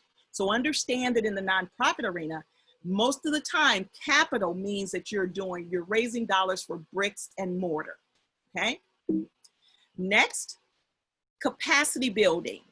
Capacity building in the nonprofit arena is what people call scaling up in the for-profit arena.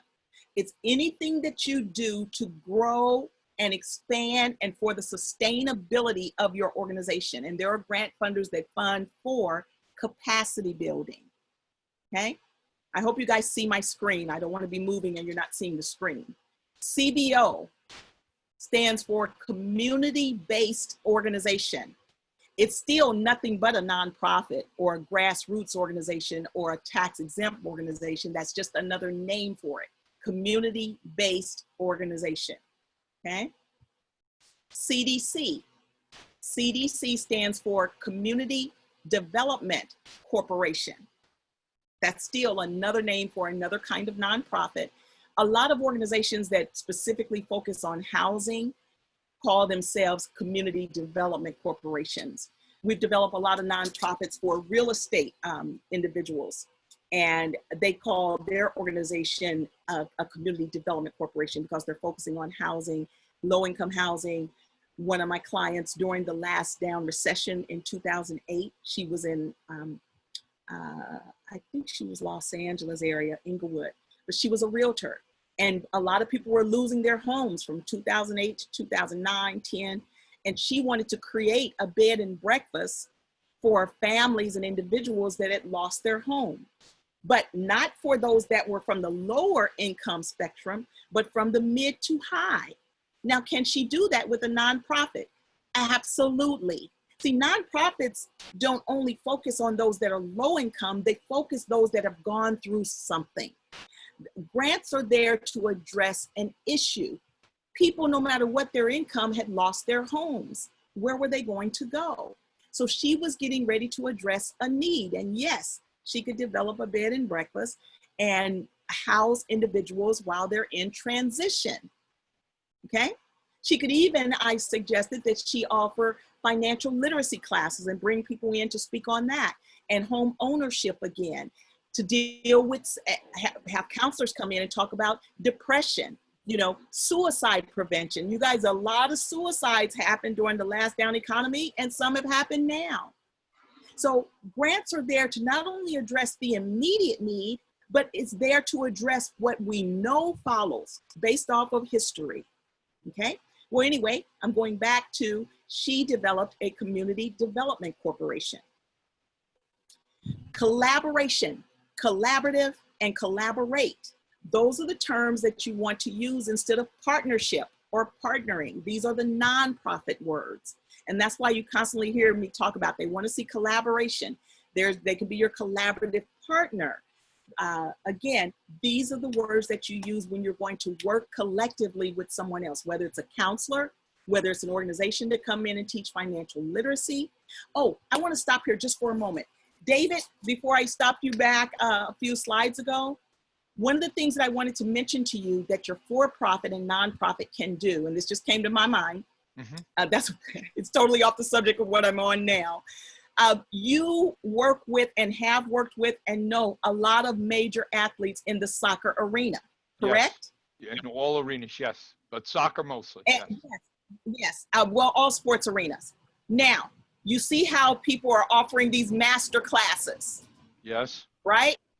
Why couldn't you do conversations with the masters, and it's all sports athletes, do it under your nonprofit, and now youth and sports coaches from all socioeconomic status can get on your trainings and conversations, and grants will cover them being on your conversations with masters.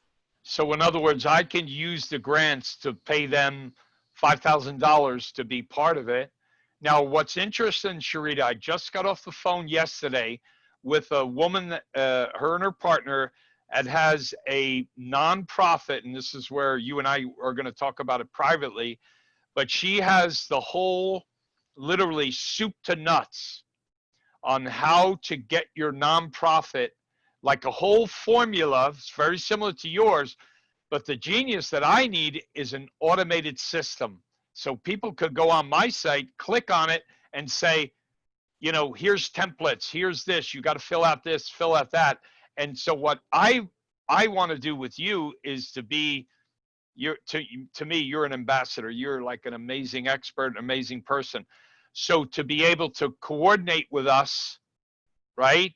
To be able to take this, because what you just said, Wayne's a classic example. Again, I could pick anybody, you know, Carol, Benita, anybody.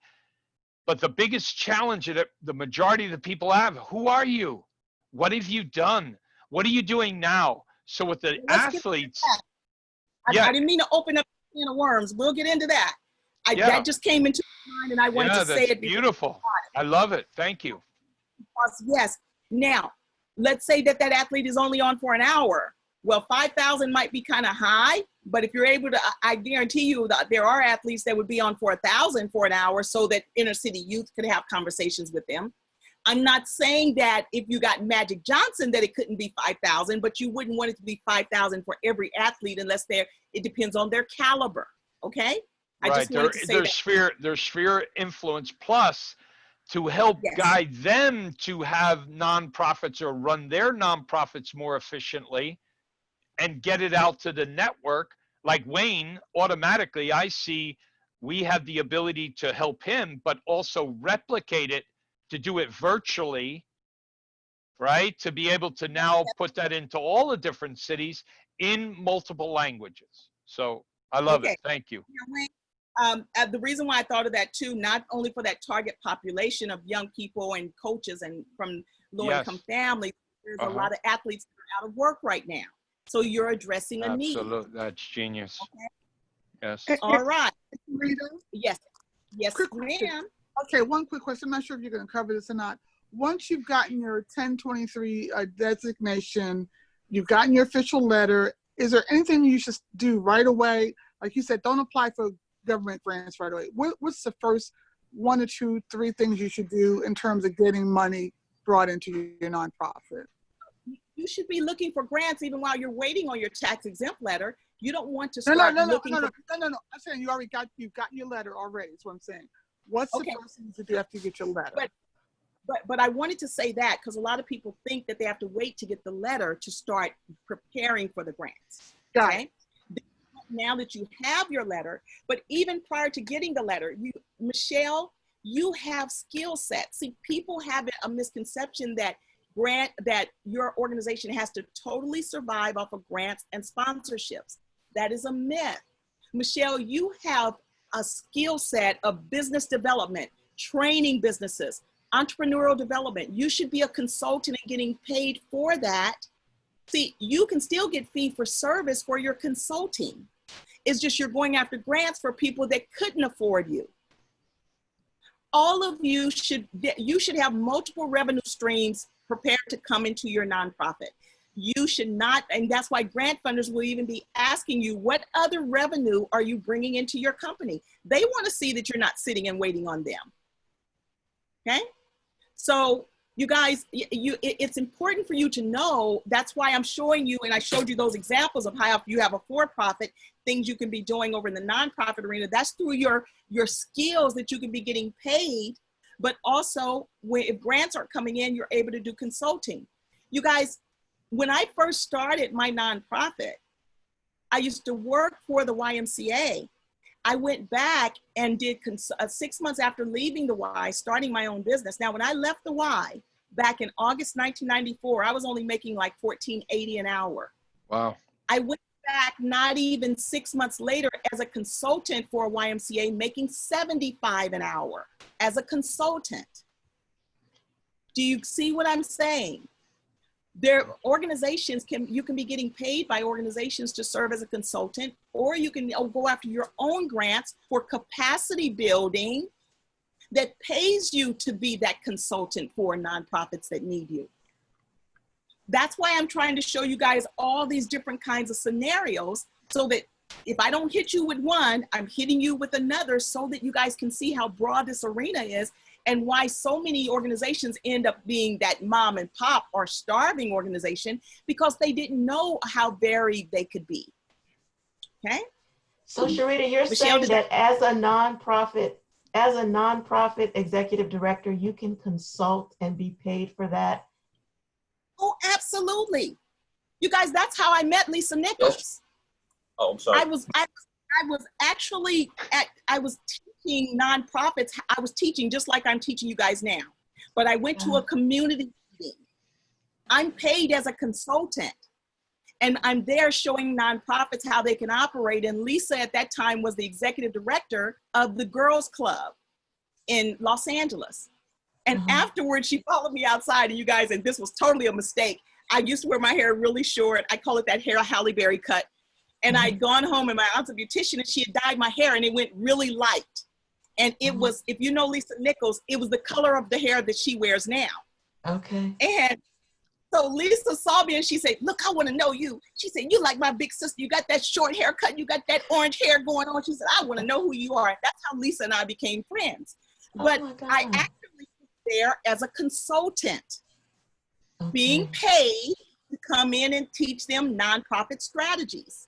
And that's what I'm saying to you guys. I never say anything that I out there haven't done myself or I've helped someone to do. Okay. And that's why I'm saying to you, you use your skill sets and whatever it is, and you can be doing consulting. Michelle, you have brought so many businesses to CEO space. It is unreal. So that's where you would use your experience. Back when I was talking about the SWOT and your strengths, you would show that for this many years, you work with one of the leading business development organizations in the world. According to Forbes magazine, it was yada, yada, yada, yada, yada. As there, and whatever your position was, you brought a minimum of 1,000 businesses or however many businesses to this arena.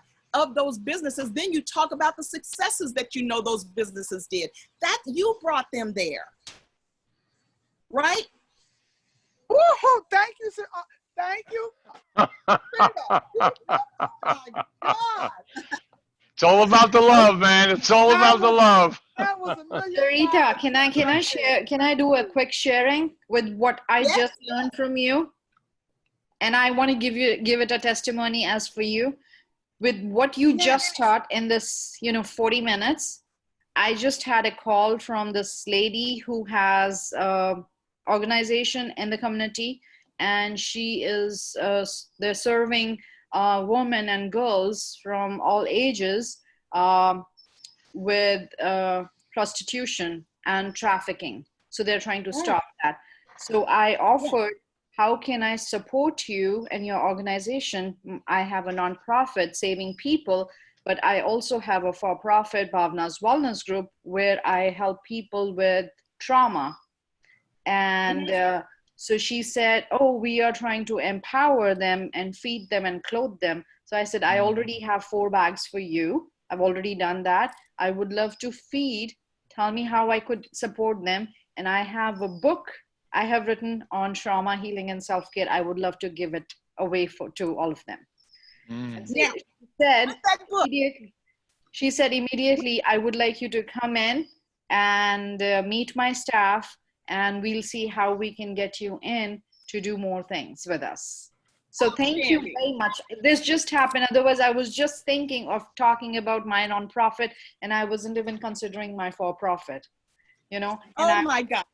Do it together. I was like, yeah, I do have that. I said, I can totally empower those women and girls. Bhavna, that's brilliant. Can you put your contact information, your website and everything? Because we can help you with that book, make it into a digital book, put video in it, put contact information, get sponsors, and put it all over the world. Okay. So we can help the for-profit and the nonprofit. That goes for everybody. I mean, I never thought of it, but I just want to give all this credit to Sherita. I mean, you just said it, and I had her call me, and I was like, I'm going to combine the two together. There was a reason why God asked me to. Yeah, absolutely. I love it. It was, absolutely. Wow, thank you. It's beautiful. And you guys, for those of you that have books, track how many books you've been giving away. Grant funders will ask you, have you done any in-kind? One of my clients had not been tracking it. She literally had the documentation. She's given away like 1,000 of her books. Do you know, even if those books were $20, what's 1,000 times 20? 20,000. Okay, I've already done 500 books. 20,000. Exactly. So she was able to put in there that she had given away 20,000 in kind just in her books. And see, Sherita, opportunities for funding. Yes. So I wanted to share so that's one of the things that I've shared, but I haven't learned. This is where we're meeting now, because I know that I've contributed over $75,000 of artwork over the time that, and it's generated through fundraising It's been a lot of Yeah. my philanthropy plan, but it's this conversation and the maturity and as well as the integrity, so that the integrity Yes. that you're bringing to this conversation, that I really acknowledge you for, because first being an artist, entrepreneur at root, and then a social entrepreneur, you know, there's those thin lines, those integral lines that many times people are not providing the substance that you're providing. Well, thank you. Thank you for that. And Wayne, see, I bet on your website, do you have a website? Do you have a Yes. LinkedIn? Do you have Facebook? Yes. Yes. And who was that was talking to me earlier about her books and the lady? Who was that? That's me, Bhavna. Oh, hi, Bob. Now, I bet that neither one of you on your, Bhavna, are you there? Yes, I'm here. Oh, I bet that neither one of you on your website have yourself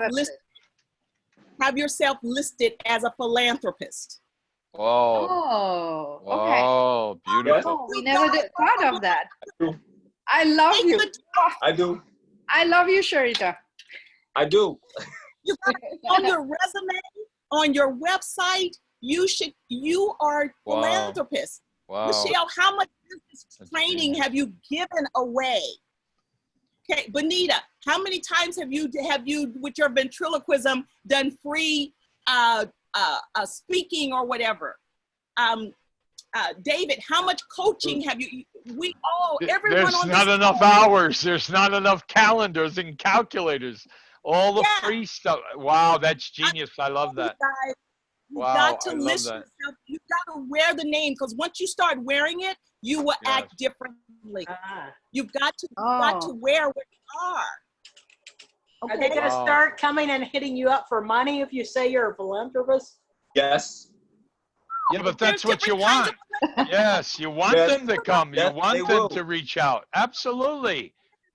As a philanthropist, that not only means that you give money, you've given time. You're about making a difference. Time, talent, treasure. I love that. Absolutely. Yeah, it's I'm genius. already supporting a missionary which holds like 2,000 girls. Wow. And it is run by nuns. Let me give you a perfect example. Which one sounds like I work in the nonprofit arena and I'm about making a difference? Creative Images Foundation or Philanthropy Alliance Foundation? Oh, yeah. I wore that name, Creative Images Foundation, for almost 30 years. The moment I changed my name, I can't tell you the different things that started happening, and people saw me of really who I am. I've always been a philanthropist. I say I'm a philanthropist, and a lot of people until now, with the term being so widely used, didn't even know what philanthropy or a philanthropist was. Make them aware. Sherita, what was the name you had before, and what is the name then you went to philanthropist? What you just said it. I want to write that down. You said Creative, and I had it spelled wrong. I specifically spelled it with a K. Do you know how hard it was to get people to remember? I always had to say creative with a K, creative with a K. Because I understand, but what was the first part of your business? You said you changed it over to philanthropist. It was Creative Images Foundation. Creative Images Foundation. And then you changed it to Philanthropy Alliance Foundation. Philanthropy Alliance Foundation. I think that's genius. Okay. Because one of the bottom lines in all of this that we're doing right now is networking. It's building validation and trust, right? So you're a philanthropist. All of a sudden, people are going to come out. What we're Bhavna, I want to learn more about the 2,000 kids you're helping. Are you doing it in India? Yes. Okay. One of the things about this program, Sherita, with anybody that's done a book, or I can show them using their website, I can literally take their entire website, make it into a digital publication, and then you can tell your whole story, right? And then be able to put out millions of emails with the full book. It could be 500 pages, 1,000 pages, right? David. Yes, dear. David. We got a platform that we can support you with to share this with a lot of people. Excellent, Wayne. Okay, there. Right. But okay. Now, but you guys, let's stay focused on when you guys are philanthropists. Yes. Now you're writing about it in your grants. Yes. You're showing philanthropy on your site. David, even when you're steady talking about your databases and all the things, you're going to be putting in the forefront as a philanthropist. And why are you wanting to make this happen? You're changing your language. Things that are normally in the back, you're moving it to the forefront, and that's where your conversation will remain. The money that comes in is afterwards, because it's going to come because they see the difference that you can make in the lives that you are touching. I love it. The difference in the for-profit and the nonprofit arena, see, in the for-profit arena, you're instantly talking about how much money you can make.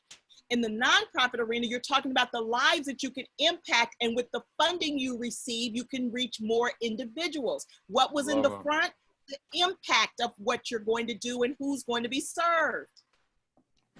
Now, when we're looking at number 6, there's funders that will give you money, and it's called designated funds. That means that they give you the dollars, whether they give it to you, David, for your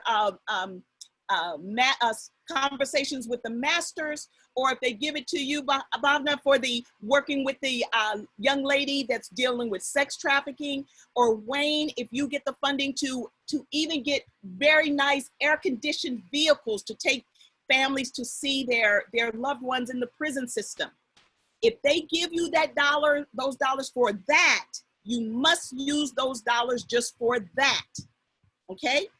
Let's say that, Wayne, one of your buses gets wrecked.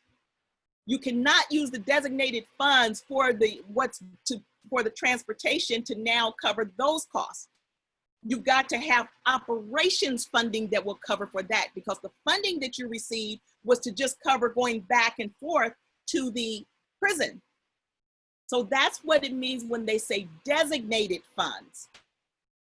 Now, I'll show you some other funds that will allow you to do other things, but designated funds means you must use those dollars just for what you said you were going to do in the grant application. Now, because of that, some people say, well, I don't want to get grant money because they try and tell you what to do with the money. That is a lie. What they're asking you to do is to do what you said you were going to do with the money on the proposal they approved.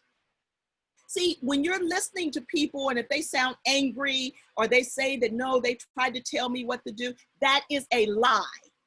If they got grant money, they submitted a grant proposal saying what they were going to do, and they probably misappropriated the funds, okay? That's why when you get a grant, like here in number 7, you submit a grant proposal. A grant is the free money that is available, and you submit a proposal to receive the grant. So really, when I'm talking to you guys about all of what I'm talking about now and getting funding, I'm not talking to you about really grant writing. I'm talking to you about proposal writing. The grant is the free money that you're submitting for, but we use the term interchangeably, okay? Then in kind, that's what I was talking about as far as your books, or if you've been volunteering your time. Even in the beginning, when you start a company, whether it's for-profit or nonprofit, you're working for free. You know, when you first started your for-profit, you weren't getting any income. You're putting in that sweat equity, you're putting in your own money, but you should be showing the time that you put in, because then you can show on the grant application about in-kind. If you've been working with your company and putting in your time at least 7 hours a day, you know, or even let's say 10 hours a day, then you're putting in 50 hours a week with your company. And let's say that you were only making 20, you would have been making $30 an hour. Then can someone calculate, if you're working making $30 an hour, and you're doing 10 hours a day, that's $300. 300 times 5, isn't that $1,500 a week? So then that will be $6,000 a month. I mean, $6,000 a month, right? Yes, that's correct. So then let's say that you do that for 6 months for free, that you're doing that, putting in all those hours, and it's $6,000. What is 6 times 6? 36. So on the grant application, you would show that you put in $36,000 of billable in kind with planning and development of your company. Okay? See, you're not tracking your in kind. Let's say that you've had 6 volunteers working with you, and even if you would have been paying them only $10 an hour, look how much in kind those volunteers are putting in.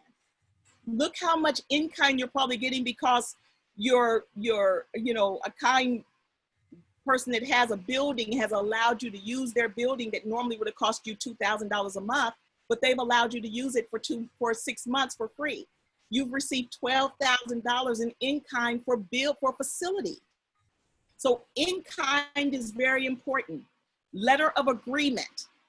This is what you would do. It's just maybe a 1-page document that when you're collaborating with someone, you do what's called a letter of agreement. That's not the contract.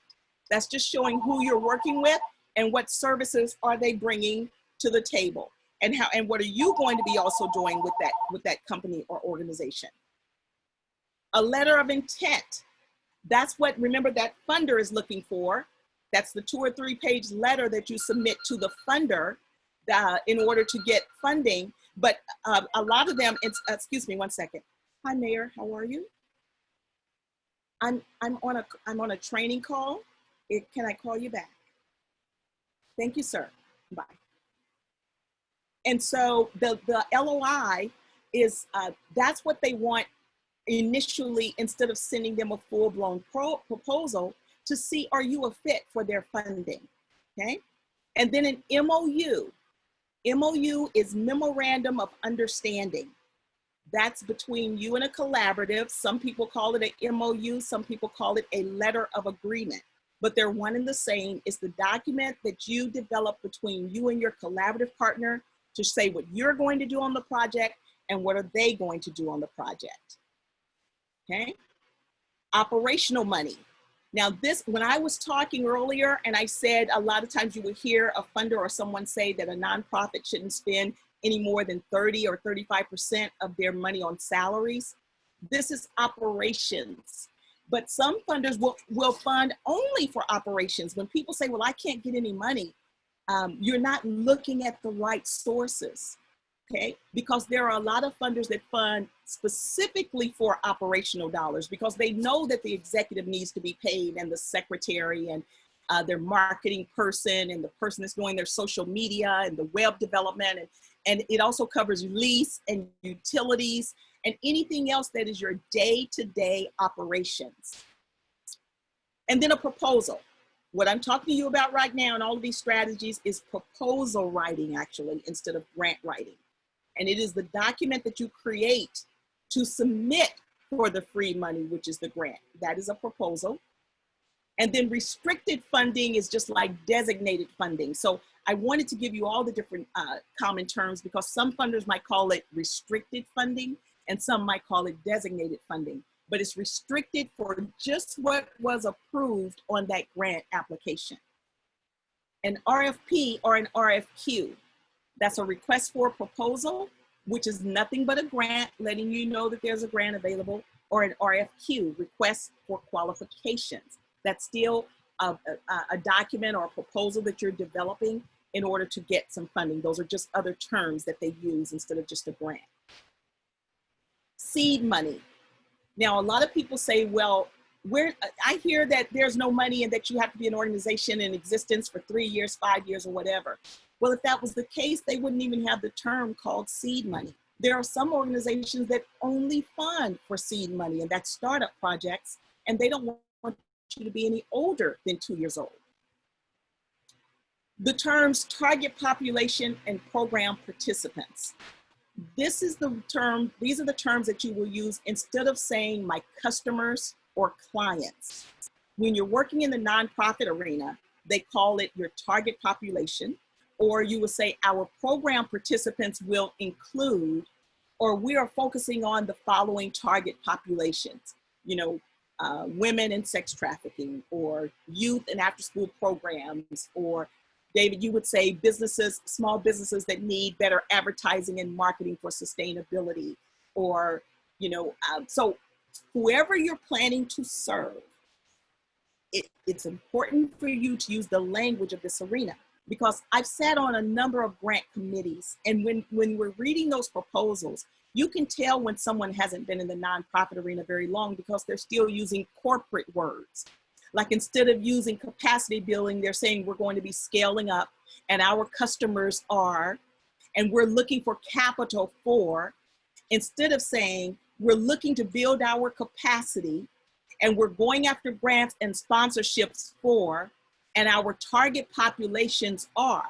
See, in sitting on a committee, I even heard one say, this grant proposal sounds a little for-profit-ish, because they weren't using the language of the industry. So that's why it's important for you guys to know these terms. And then unrestricted funding. So I've talked to you about direct, designated funds. I've talked to you about restricted funding. There are funders that give unrestricted, and you would just write your proposal about all of what you're needing, and you can even say something like that. These are the particular costs that we foresee. But based on the kinds of programs and services that we offer, there may be other things that may come up, and we may need an additional $2,000 to do da-da-da or whatever. And either way, you're writing for unrestricted funding. Again, there are funders that fund for that, okay? So, any questions, comments? My goal now for the next 45 minutes, I'm going to be talking to you about researching funders. How do you find the funders that you need? Before going into that, are there any questions? Yes, Sherita, could you just speak again on capacity building, right? For the language when you shared in that area? Thank you.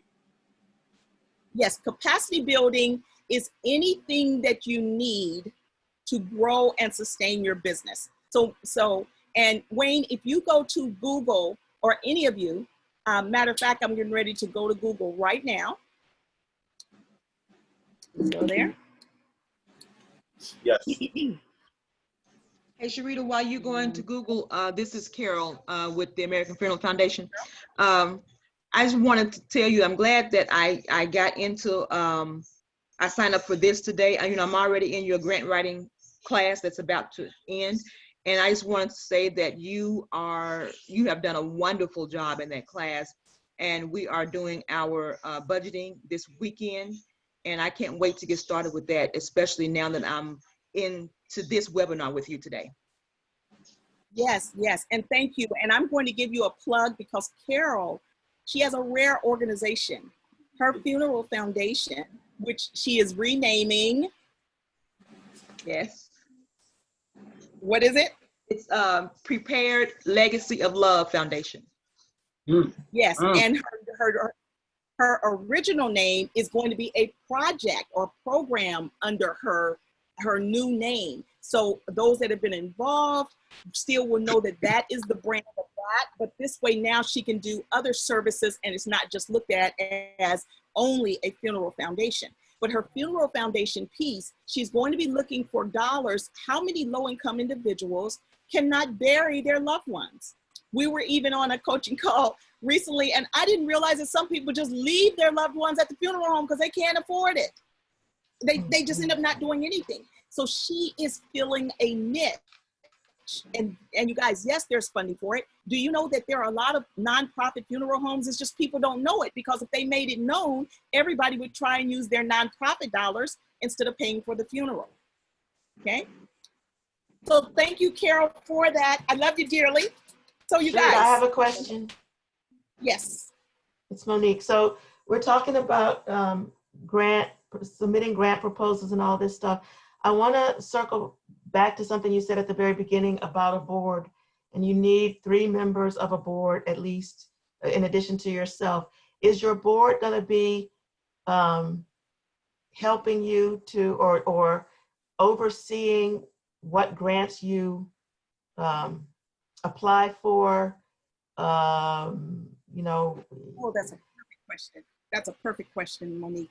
See, you guys, sometimes we bring in our board too close to the day-to-day operations. Your board, in order to operate effectively, should not be involved in the day-to-day. Your board sees what you present to them at the board meeting. So let's say that Monique and you're getting ready to go after a grant for $300,000 for the Ford Foundation. You don't have to mention anything to your board at that time. What you would do is at your next board meeting, you would show them, if it's already prepared, you could show them that you have prepared this grant for the Ford Foundation and what you're going after it for. See, a lot of times people think that they need to show their board everything and almost like asking permission. That is not how it goes. Your board is there. Now, once you go after that grant, then the next meeting you will give them an update or something like that. Or you may say, you know what, you guys, one of the things that I want to cover, first thing on the agenda, we received the $300,000 grant for us to do this, or whatever that may be. Your board is there to make sure that you do what you said you were going to do with the dollars, but not to be in your day-to-day operations. They're seeing it on the way that you present how you're spending the money when they're looking at your budgets in the board meeting.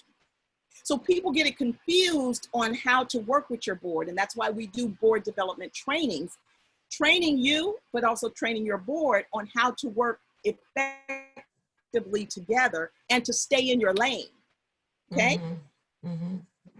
Because it's the same way in the for-profit arena. See, that's how even Bernie Madoff, see, how did he falsify documents that his board didn't know about? How did he misguide individuals and they think that the company was in a better position than it was? Because they're not involved in the day-to-day operation. They look at what is presented to them and they do their fiduciary responsibility by looking at what's presented to them. They are not involved in the day-to-day. I think he's asleep. Excuse me, our neighbor just walked in. Huh? Oh, okay. Okay. Okay.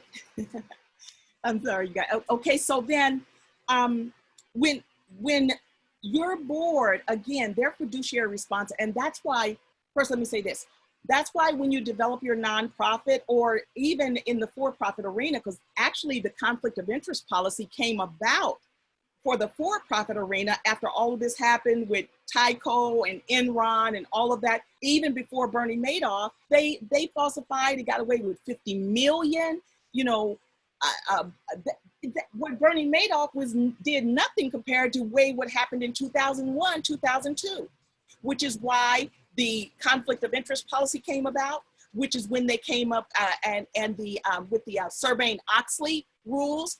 That was two representatives, Michael G. Oxley and Paul Sarbanes. They were House representatives, and they came up with the Sarbanes-Oxley because of all that falsifying.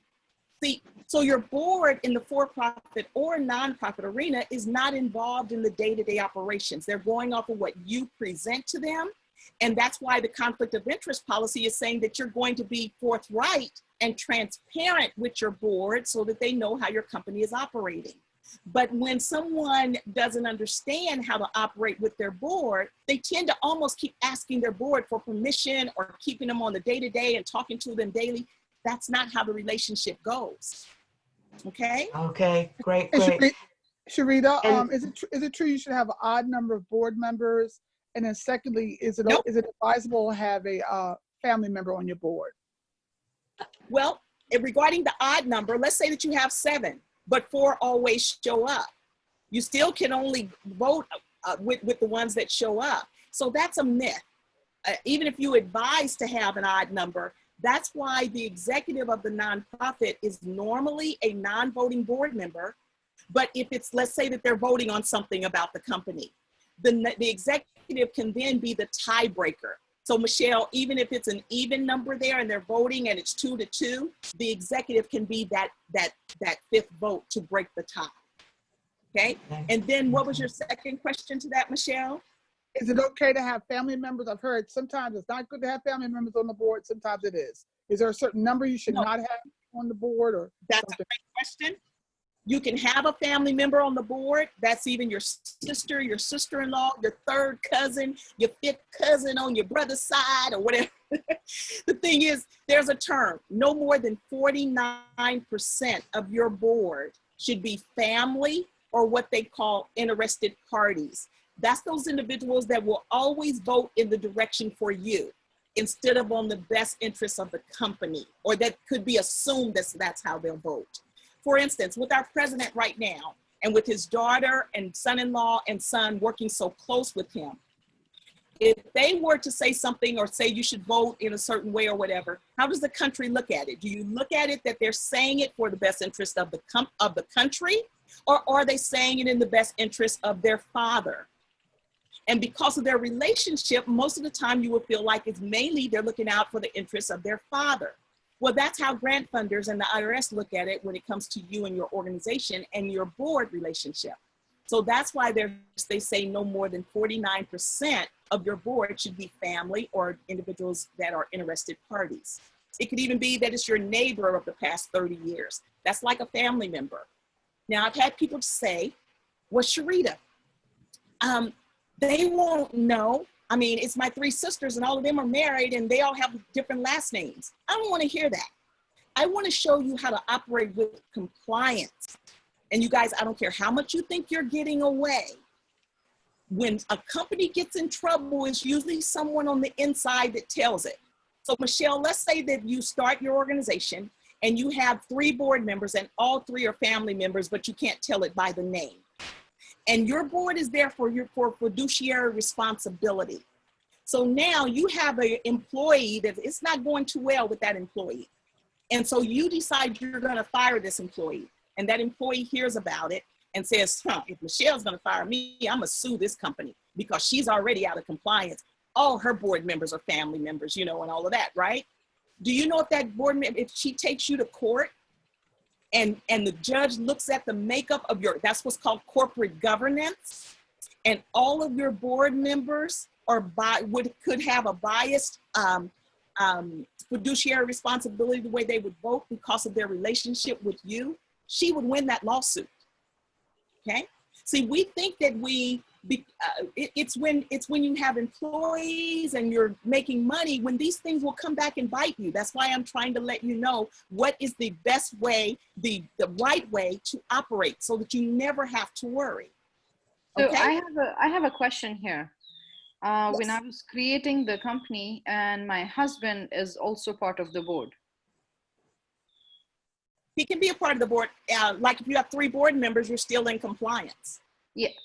Yes, now, I have 2 other people and then him. So should I? Now, also know that your board members under a 501c3, grant funders would prefer them to not be paid employees. So that's fine if your husband is not paid, but let's say that he could actually operate as a consultant with the company with whatever his skill set is. He should step off of the board and serve as a consultant or as an employee, and you fill his position. Okay, so even though I have him on file, and when I filed the nonprofit, he was on board, I put him as a secretary, I can take him out and put him as a consultant? Is that what you're saying? I'm a consultant for the company and be replaced as a board member, yes. Okay, meaning when we have to pay, then he has to come on as a consultant, not the board member. Either a consultant or an employee, whichever role he's going to be. Okay, but what about the board member? Yes or no? You would replace him as a board member. Anytime pay starts to happen, they should not be a board member. Okay, all right. Anytime pay starts to happen. Okay. So Sherita, I'm glad you brought that up because, for example, if we're starting the nonprofit, say we're the president founder, so we're on the board, initially.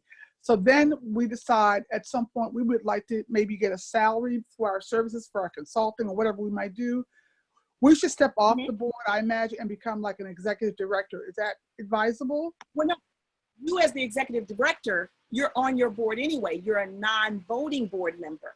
And remember a moment ago, I said, but if they ever need a tiebreaker, that's when you become a voting member for that particular incident. No, But what I'm all saying is, would I be an executive director of the board starting out with a nonprofit, or would I be the president? That's what I'm confused on. Your title doesn't make a difference. You can call yourself president, founder, executive director, whatever. But you are on your board. You guys, all nonprofit executives should be on their board. You're just a non-voting board member. Now, is there any IRS rule that says that? No. What I'm saying to you is what I know grant funders want to see. Okay? There's no rule with the IRS that board members cannot be paid. There is no rule. Okay? But you may wonder then that you got your approval from the IRS, and now you're not getting grant funding when you submit it to the grant funders, and they see that you're paying your board members. I'm trying to train you to be fundable. And grant funders with a 501c3 public charitable organization do not want to see that your board members are paid, because if you're receiving a salary, it's very hard to be non-biased, because maybe you're going to be steady voting for how you can keep your money coming. So that changes whether you're biased or not. Do you see what I'm talking about? Yeah. Because states, even though the IRS has its guidelines, states have their guidelines. You know, like some states only require that you need one board member, and it can be you. Other states require that you have 3, okay? So states have, that's why different people like to incorporate in different states, because of the leniency of incorporations. I'm training you to be fundable. Most grant funders want to see you have 3 board members, non-paid, so that they at least it appears that you have corporate governance, non-biased corporate governance. And they want to see that 49% clause in place. So I'm not only talking to you about how to get a nonprofit approval, this is how do you manage your nonprofit for fundability, okay? Excellent. And Sherita, what about? One second, Monique. Suppose your state only requires you be a board member, and you only have to have 1 board meeting a year. Now, Michelle, if you're a funder and I'm asking you for $250,000, and you love the proposal I've written, and now you want to see my corporate governance, which is my board and the makeup of my board, and you're looking at possibly funding me. And now, when you look at my corporate governance, the board member is me, nobody else, and I meet with myself once a year. How comfortable are you giving me that $250,000 now? Not at all. Exactly. And sometimes people don't see why they didn't get the funding. Okay. When you hear it back in that kind of way, it makes sense now, doesn't it? It does. Monique, you were going to say something, Miss Monique? Yes, I wanted to ask you, you mentioned governance several times. So what is the difference between a governing board and an advisory board? And can you function with a board that is advisory only? Yes, but you're messing with your opportunity for funding. See, an advisory board does not have to have regular board meetings, and they don't have voting rights. Advisory members are usually, let's say that you have a great relationship with your mayor, and you also have 6 celebrity friends, and none of them have any time to meet at regular board meetings, but you have them as advisory board members. Well, why do that? Because you can show them on your website, they can be listed on your letterhead, and it brings clout.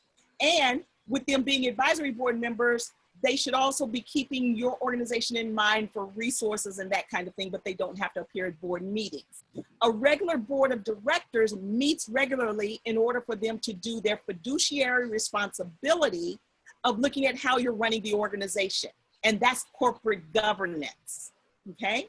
And that's why people will sometimes say it's my governing board or my board of directors, because they have 2 different roles. Like I serve on probably 12 to 15 different organizations as an advisory board member. There's no way I could be an effective board member on 15 organizations, not and be effective. Okay. So so grant funders understand there are two different roles. So yes, you can operate just with an advisory board, but it's going to diminish your fundability, because grant funders are going to ask you about your actual board of directors. Okay. Right. And so when you talked about creating the organization at the beginning, you said you needed 3 board members, and you're saying that not because the IRS requires it, but because it helps you to be fundable? Because you want to be fundable. Okay. Yes. And Okay. see, the IRS wants, now, out of all the organizations that we've developed, that's why I require my clients to have 3. Like Monique, you had to have 3 before I submitted your paperwork, because it depends on you guys. Some reps are more thorough and know what you should really have for operations or the way they feel. And they also have that, they know that as far as whether they're looking at it because from a funder's eyes or whatever. I've submitted paperwork years ago that didn't have all the board of directors, and it was rejected, and they sent it back and asked who's going to be your board and what is their corporate makeup. When I started requiring all my clients to have 3 board members along with the resumes and the signature sheets, I've never been turned down because of not having the board members and showing the corporate governance. Okay, got it. Okay. Okay, that's very helpful, because I thought it was an IRS requirement. I mean, I thought it was like codified, you know. No. It is not. It is the IRS does not require that. It is at the state level when you get your articles of incorporation that a lot of states require either maybe 1 or 3 or 5. So some states, we actually had to put the board of directors on there with their addresses, and some states not. So that's why when I'm developing nonprofits, I go on and require it from all of them so that I don't have to go back later and say, oh, your state requires it, but the other state didn't. And so there's a process that I do, because I also know what grant funders are going to be looking for. And if I'm not preparing my nonprofit client to be fundable, I'm not doing them a very good service. Got it. It's like having someone, that's why when I'm coaching my clients on running their nonprofits, it's not enough just to teach coding. If you're teaching coding and technology to your students, and you've got some great students, and your very best student, your very best coder can't even look you in the eye. Every time he or she talks to you, they're looking down. They never communicate with the other students. They just come right in, sit at their desk, and look at the computer. Their self-esteem, you can tell, is low. They have very poor communication skills, and you do nothing. You don't collaborate with an organization to help your students have better self-esteem, improve communication skills, help with their team building skills. If you do nothing, I don't even want to help you develop your nonprofit. That's ineffective, because what good are you and your programs and services if you're helping someone to be an excellent programmer or coder, but they can't even get a job because they can't interview? That's why you should be looking at your total programs and services, what else is needed, and you effectively collaborate to make sure that you produce the outcomes that you really are truly trying to produce. It's like a teacher teaching just to get a paycheck and don't even worry about can her students read or not, passing them anyway. How is she helping them for later in life? Right. It's about more than just getting the money. It's about more than just saying what you're doing. And that's why grant funders ask, what are the outcomes that you expect? And how are you going to measure your deliverables? Okay? Okay, this is you guys, great. I'm sorry, Thank I started getting worked up. I have to calm myself down. I'm woosah. Okay, bring it down, bring it down. It's all about the love. It's all about the love. Thank you so much. You're amazing. So one question with when you say when they are looking at how you're measuring yourself or the work, the result. So what do you mean by that? Like, how do you like with the coding that I was talking about? If I've got 20 students in my class, and I've said in my projections that I will train 20 students at the close of my class, 90% of them will be able to graduate with a level 3 of coding, minimum a level 2 of coding, which will totally prepare them to enter the field of coding in this growing industry. So that's something I've written, right? if I have written that and I see that I've got some students in there that though they're going to graduate, am I really preparing them to do well in this industry if I see that they can't communicate, that they can't even talk to me as the instructor? So then in the document, I will say, based on my experience, many of my students often come to me and they lack communication skills. Many of them may be very shy or maybe introverts. So in order for us to ensure that they are employable, not only in their coding and technology skills, I will collaborate with the ABC counseling service that will offer counseling and improve communication skills, team building skills, etc., twice a month on Saturday mornings from 8 a.m. to 10 p.m. to ensure that my students leave with well-rounded for the growing industry of technology. So now, and this is where your budget matches your narrative. With me just saying that, then if the grant funder goes to look at the budget, they know that they should see that counseling person or that organization as a budget line item. See, whatever you're writing in your narrative should match what they see in the budget. If a grant funder is ever looking at the budget and they're surprised by a line item, you're not going to get the funding. Because they're going to go back and looking at your document saying, well, why do they have a $50,000 line item in here for film? And there is not even the word film mentioned in your narrative. Okay? Your budget narrative must match your program strategy. Okay? Okay. So the reason I'm asking is like I'm starting education. I have like 5 pillars in my nonprofit. And one pillar is education, and the second pillar, the other pillar is empowerment. So can I put in, we are doing IT education, we are doing, and I have an advisory board member who does my IT and is offering classes for animation, and we are also going to empower them. So can we put that both together? Well, now. Or should I say Bhavna's Wellness? I just heard. Let me ask a question on something I just heard. Your advisory board member is offering a class. Yes. For that person to be offering a class with me, if I'm the funder, that's a red flag to me that, then they should just be a consultant and not an advisory member. So see, that's a red flag. Okay. Why would that be a red flag? Like he's volunteering. Okay, then say that. Say, my advisory board member is volunteer. See, if there's language missing, then you don't bring the clarity. Okay. Okay. Because so I have to use the word volunteering. Absolutely, because if I said to you that even if it's my husband, that my husband is teaching a class, would you think that my husband is being paid? No. Why wouldn't you? If I didn't say volunteering. Okay. You're right. Right. You're right. You don't want to leave any room for gray area. Okay. You guys, it's the gray area is the reason why people don't get funded. I want to make sure that you know how to be clear in what you are saying. So if it's an advisory board member, because remember, if they're advisory board, they're just there as far as advising. They're not a staff. They're not a consultant. So now if they've stepped into the company doing something, please be clear on what they're doing it and how they're doing it, and be clear to who you're talking to that it's not a paid position.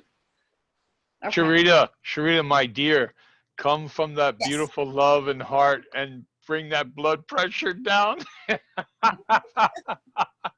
You are so passionate. It's amazing. It's just beautiful.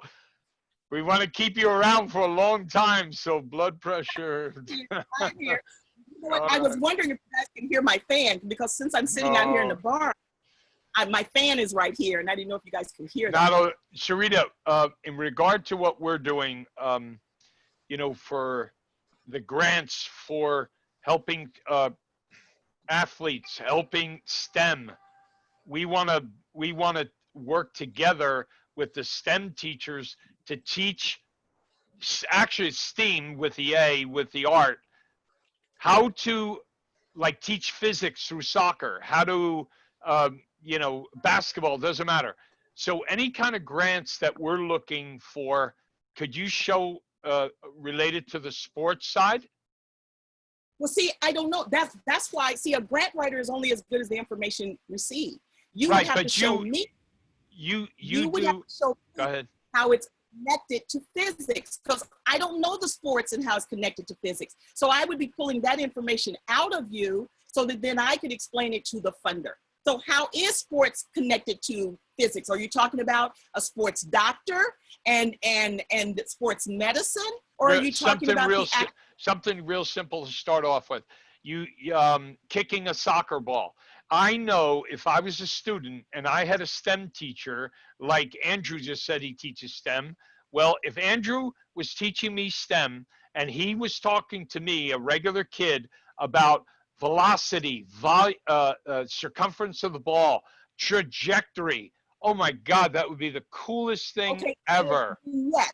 Right? Yes. Because then it would apply to me. Basketball, saying to a kid, you know, if you exchange the ball with your hand this speed, and if you do it at this trajectory, oh my gosh, this amount of force.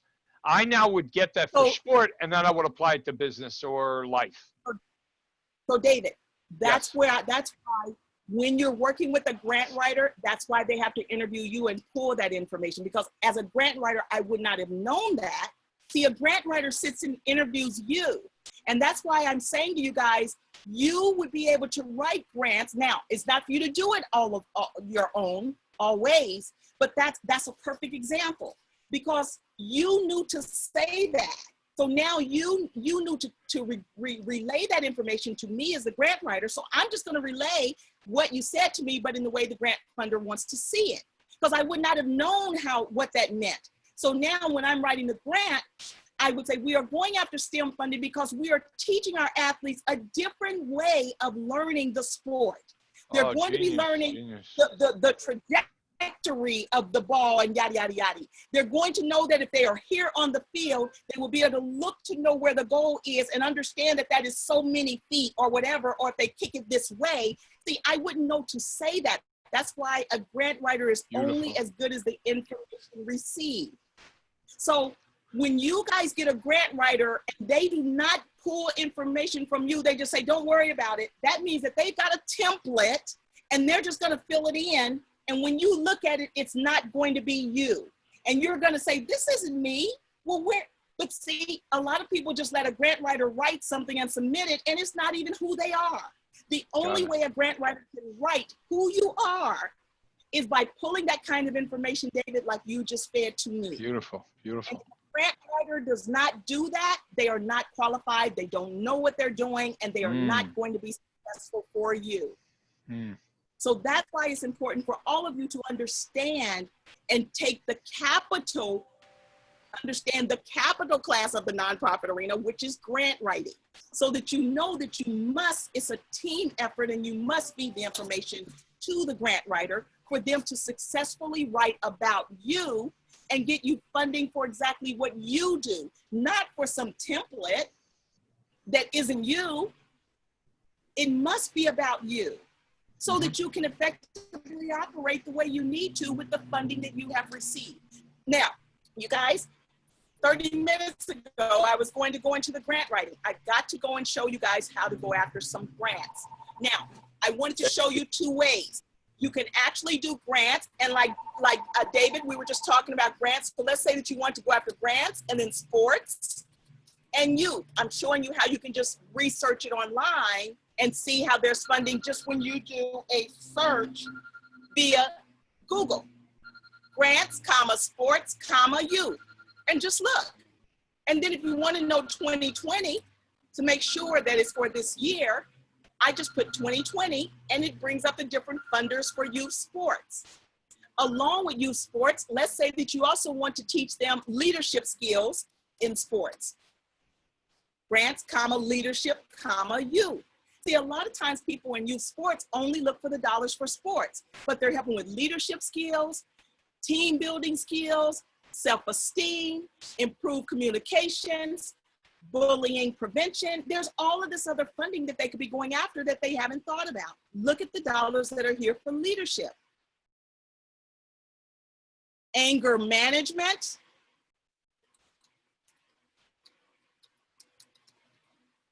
I put quotes around double words or 2 or more words to lock those words together, press enter, and it brings up a whole nother pot of money.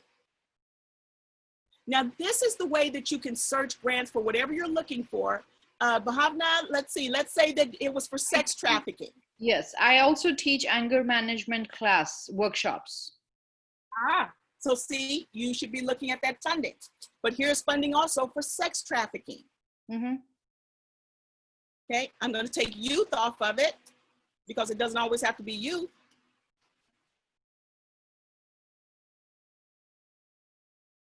Okay, so whatever you're searching, this is how you can do it in Google. But now I want to show you how you can also, this is a pay site. It's called the Foundation Center Directory. And here's a quicker way. Now, it's a pay service, but I'm going to find funding. Look at this. You can go here and let's see. Let's see. Find funding. Okay.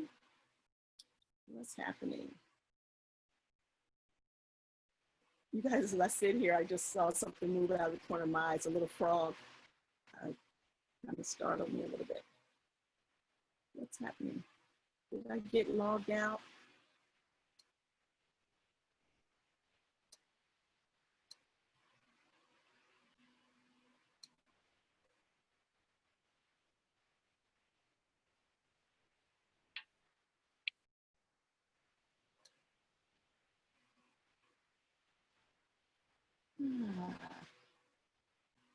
This page is looking different. Organization type, pathways.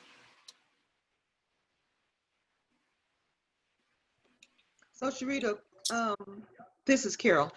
So this site that you're on here, so there is, you were saying there's like grants out there that you can get for startup cost or you know, for like your overhead or whatever you need the funds for. So you can even use as one of your line items for that particular grant and use this as your overhead. You need the money as a monthly amount, as a yearly amount. You need this money to pay for this site. Say that one more time about. Okay, so the fee for this site that you're on right now, the Foundation Directory Online, that can be part of the cost that you need to run your nonprofit, because you need the site in order to look for more grants. So that could be part of that's one of your operation sites. Right. I mean, one of your operational expenses. Yes. Okay. So my also another question is, like, say I spoke with this lady and she said, okay, we would love for you to feed the girls or the women who come here. And so now for feeding, I would need, can I get funding? So can you get funding for the feeding them?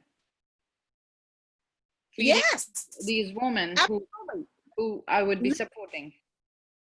Yes, let's say that with that collaboration with that organization, she has 20 women and you want to feed them for the next 6 months. And on an average, you guys, even if you go to a fast food, you're going to spend a minimum of $10 per head. So if it's 20 women, that's $200 per feeding.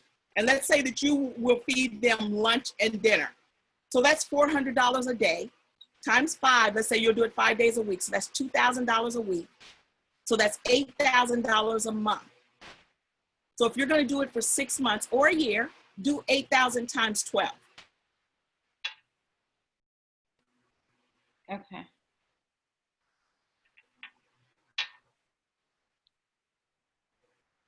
Anybody get that? 96,000, absolutely. And Bhavna, you and I will talk. The idea, especially with the best value, and you being from India, is plant-based diet. I lost almost 80 pounds in 8 months on a plant-based diet. So it has a whole new, there's a lady that teaches, like has amazing content related to plant-based diet. And now you're not only impacting the person, her family, positive eating habits, getting away from sugar, alcohol, drugs, on and on and on. Right, because So- she said they're all dealing with that. Yes, yes, yes, Yes. absolutely.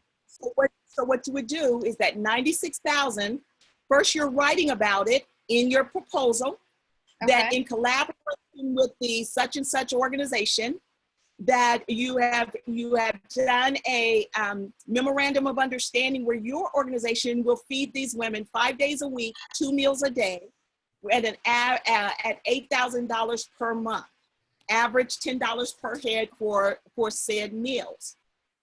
And now, are you cooking the meals, or who's covering the meals? I could do either. I could cook them or I could purchase them. I mean, would you want to take that on? Because then that means that pretty much that's all you're going to be doing. If you're doing lunch and dinner, you're becoming a chef. Is that what you're wanting to do? Or would you want to collaborate with an organization that's what they do, is cook large meals for large groups? Or So then you would Sherita, you could also turn it around to employ that company to do the cooking, Bhavna, just so that you could organize.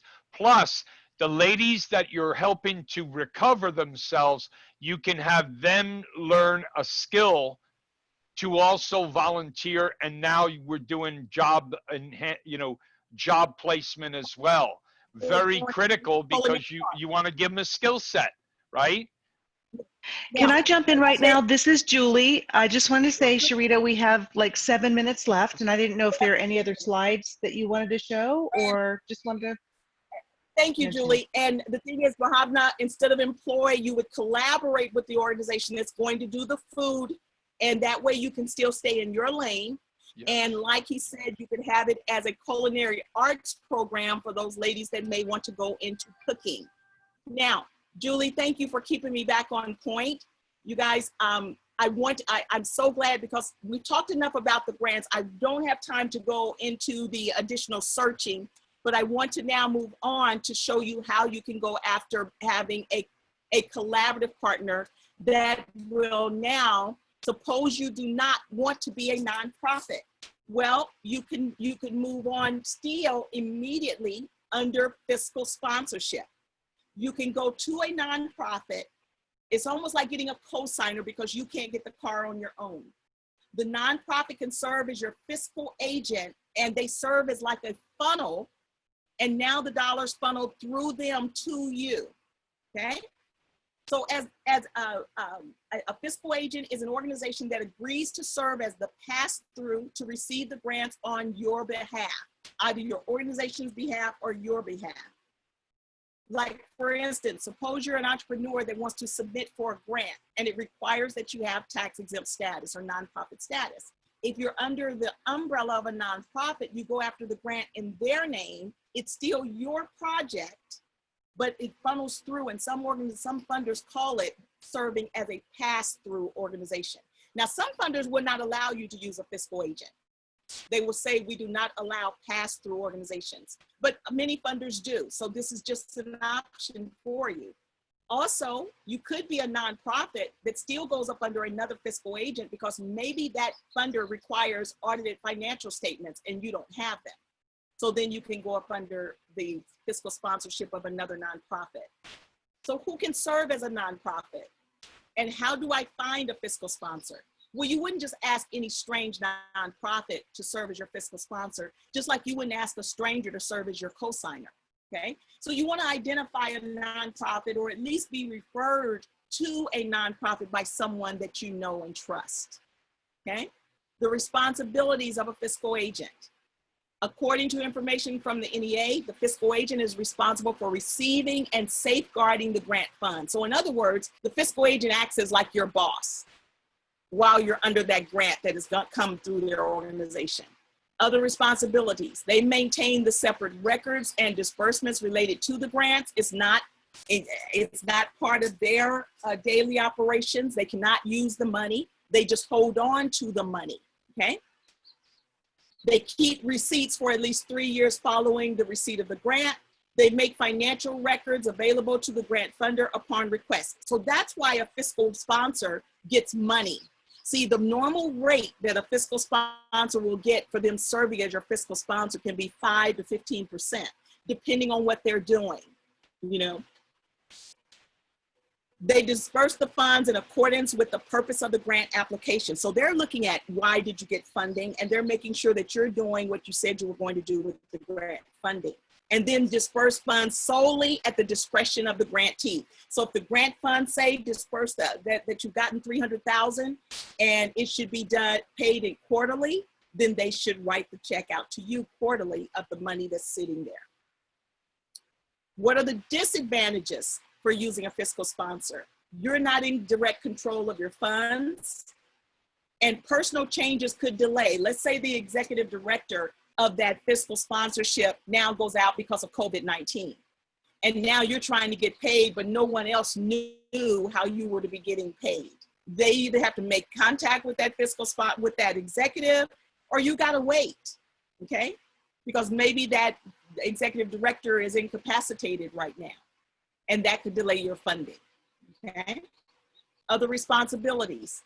Their fiscal sponsors, like I said, responsible for the reporting to the funder, ensuring the detailed responsibilities and services are accomplished, okay? So now, last but not least, I want to talk about dissolution of a nonprofit. If ever, and that's why, I'm sorry?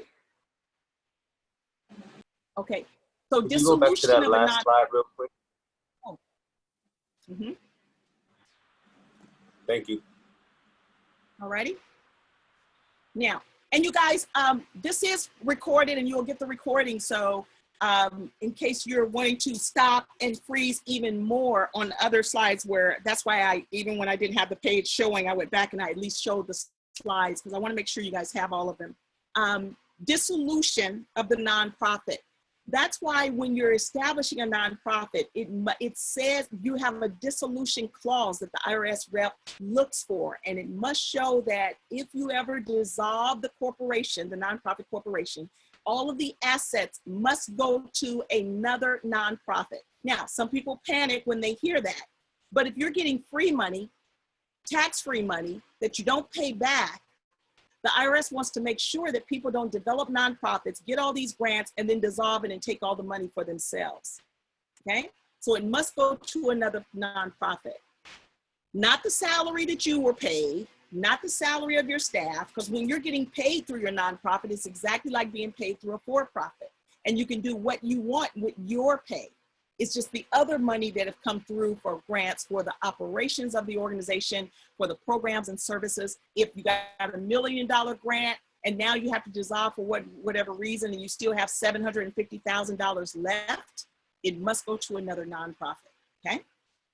Perfect example. If you guys remember him, Sandusky worked with Joe Paterno and he was found guilty of molesting young boys. He had a nonprofit, and this was back in 2012.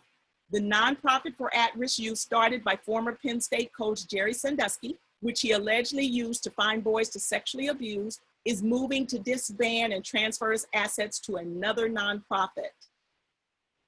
And so what happened is, though, the Second Mile Foundation filed court papers, and the funding is going to Arrow Child and Family Ministries, and it had more than $2 million in cash and other assets. Okay? Any questions? Can we also find other organizations which are dissolving as nonprofits to take funding from them for our nonprofit? Well, no, you wouldn't go looking for organizations that are dissolving. They find who they want their funds to go to. They wouldn't, if you went to an organization and they knew you, and because you knew they were dissolving, they don't know you. They don't know your programs and services. So the organization can designate an organization that they know is operating with integrity and and that's where the funds will go. But that is a good question. No one's ever asked that question before. But because there might be some organizations who, I'm just thinking, who might be there and they don't know who to give their funds to. Well, most nonprofits are already affiliated with other nonprofits, just like most entrepreneurs know other entrepreneurs. Right, right. Okay. Oh, he is so adorable. I thought so too. So I'm ending with this story, and it was by my dear friend Les Brown.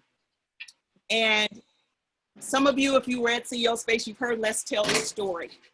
But he said he would walk in the evening, and every evening when he'd go around this one corner, there was this old couple that was sitting on their front porch, and they had a dog sitting between them. And they were just sitting there on their front porch, and they're just rocking, and he would wave, and they would wave, and you know, and they'd bow their head, hey, how you doing, son? You know, and so, but as he would walk on by, he'd hear this dog, he'd hear this, and he thought, what is that? And the next day he come back around and he waves at them and they wave it back, and he hears this dog and he's like, and so he said, you know what, tomorrow, when I go back by there, if that dog's making that noise, I gotta ask them what is going on with that dog. So the next day, as he got around there, he really slowed down and he's like, I'm gonna be listening. And he heard the dog even moaning before he even waved at the old couple. And so he waved and they waved, and he stopped and he leans on the fence and he said, excuse me. And the old man says, yes, sir. And he says, is that dog moaning? Yes, sir, he is. And so Les says, well, what's wrong with him? And the old woman says, well, sir, he's laying on a nail. Laying on a nail? He says, well, why don't he move? And the old man says, well, sir, it's hurting him just enough for him to moan, but not enough for him to move. And I love that story, because you guys keep hearing about the nonprofit arena. You know that there's changes. Many of you are moaning and groaning about things that you want to do and lives that you want to impact. And you've been moaning since I've known you. Some of you I've known for 15 years. But you haven't moved. And what I'm saying to you is today has given you the opportunity to stop moaning, but to move. What are you going to do with it? I'm going to end with that. I want to introduce to you some of the gifts that I have. I have the nonprofit class that's starting soon and the grant writing class that's starting soon. It's $100 off. It was being offered to our CEO Space grads, but many of you have invited so many others that are on the call. You will be honored as far as that, with that savings also. The class is scheduled to start. See, where it's late, and I wish I would have thought about that when I was scheduling this training. You have to be registered by the 4th of July, because the class starts, the nonprofit class starts on the 7th of next week. So I just wanted to introduce that to you if it's of interest. And now I just want to say another saying that's by Wayne Dyer, and it says, when you change the way you look at things, the things you look at change. I want to thank all of you for being on. I thank you for your time. I hope this class has been helpful for you. This has been amazing, Sherita. Thank you so much. God bless you. Absolutely amazing. Magic, magic, Sherita, how much is the course? How much is the course? Thank you, Sherita. It'll be $250. How much? I'm sorry, I didn't hear you. It's $350. Okay, thank you. Sherita, everybody, have a great 4th of July. God bless, and God bless America. Now, will we be taking our grants in that class? When you complete the class, your grant proposal is written, and we do a training and showing you now how to submit it. But you're learning all the other strategies also that go along with writing successful grant proposals. Hey, Sherita, if you take the class, we can. I'm sorry? I'm sorry, I cut you off. My apologies. No, I was just going to say, if you take the nonprofit class, we walk you through completing every document for the nonprofit. And when the class is complete, after the 6 sessions, it's a 2-hour session every week. That and was at the end of that. Okay. Yes.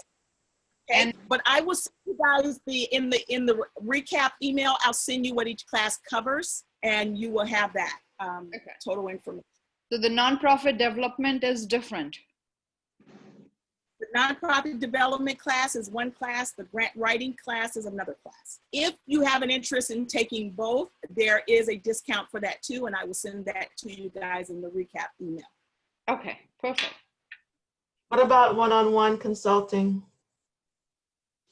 Right now, I'm offering one-on-one consulting. It's normally $650, but it's $400 for the month, but you have to sign up for 3 months. Okay. And let me just say this. This is Carol again. Yes, I am at the end of the grant writing class. So for all of you, and Sherita did not pay me to say this, I'm just letting you know that she is a wonderful person in this class, and we have learned so much. And actually, we got one more class to go, and my grant proposal is done. Once I'm done with the with the budgeting this weekend, then I submit it over to Sherita. Then the whole thing will be done, and I'm so excited. So you will not go wrong with taking her class. Beautiful. Yes, yes. Thank you for that, Carol.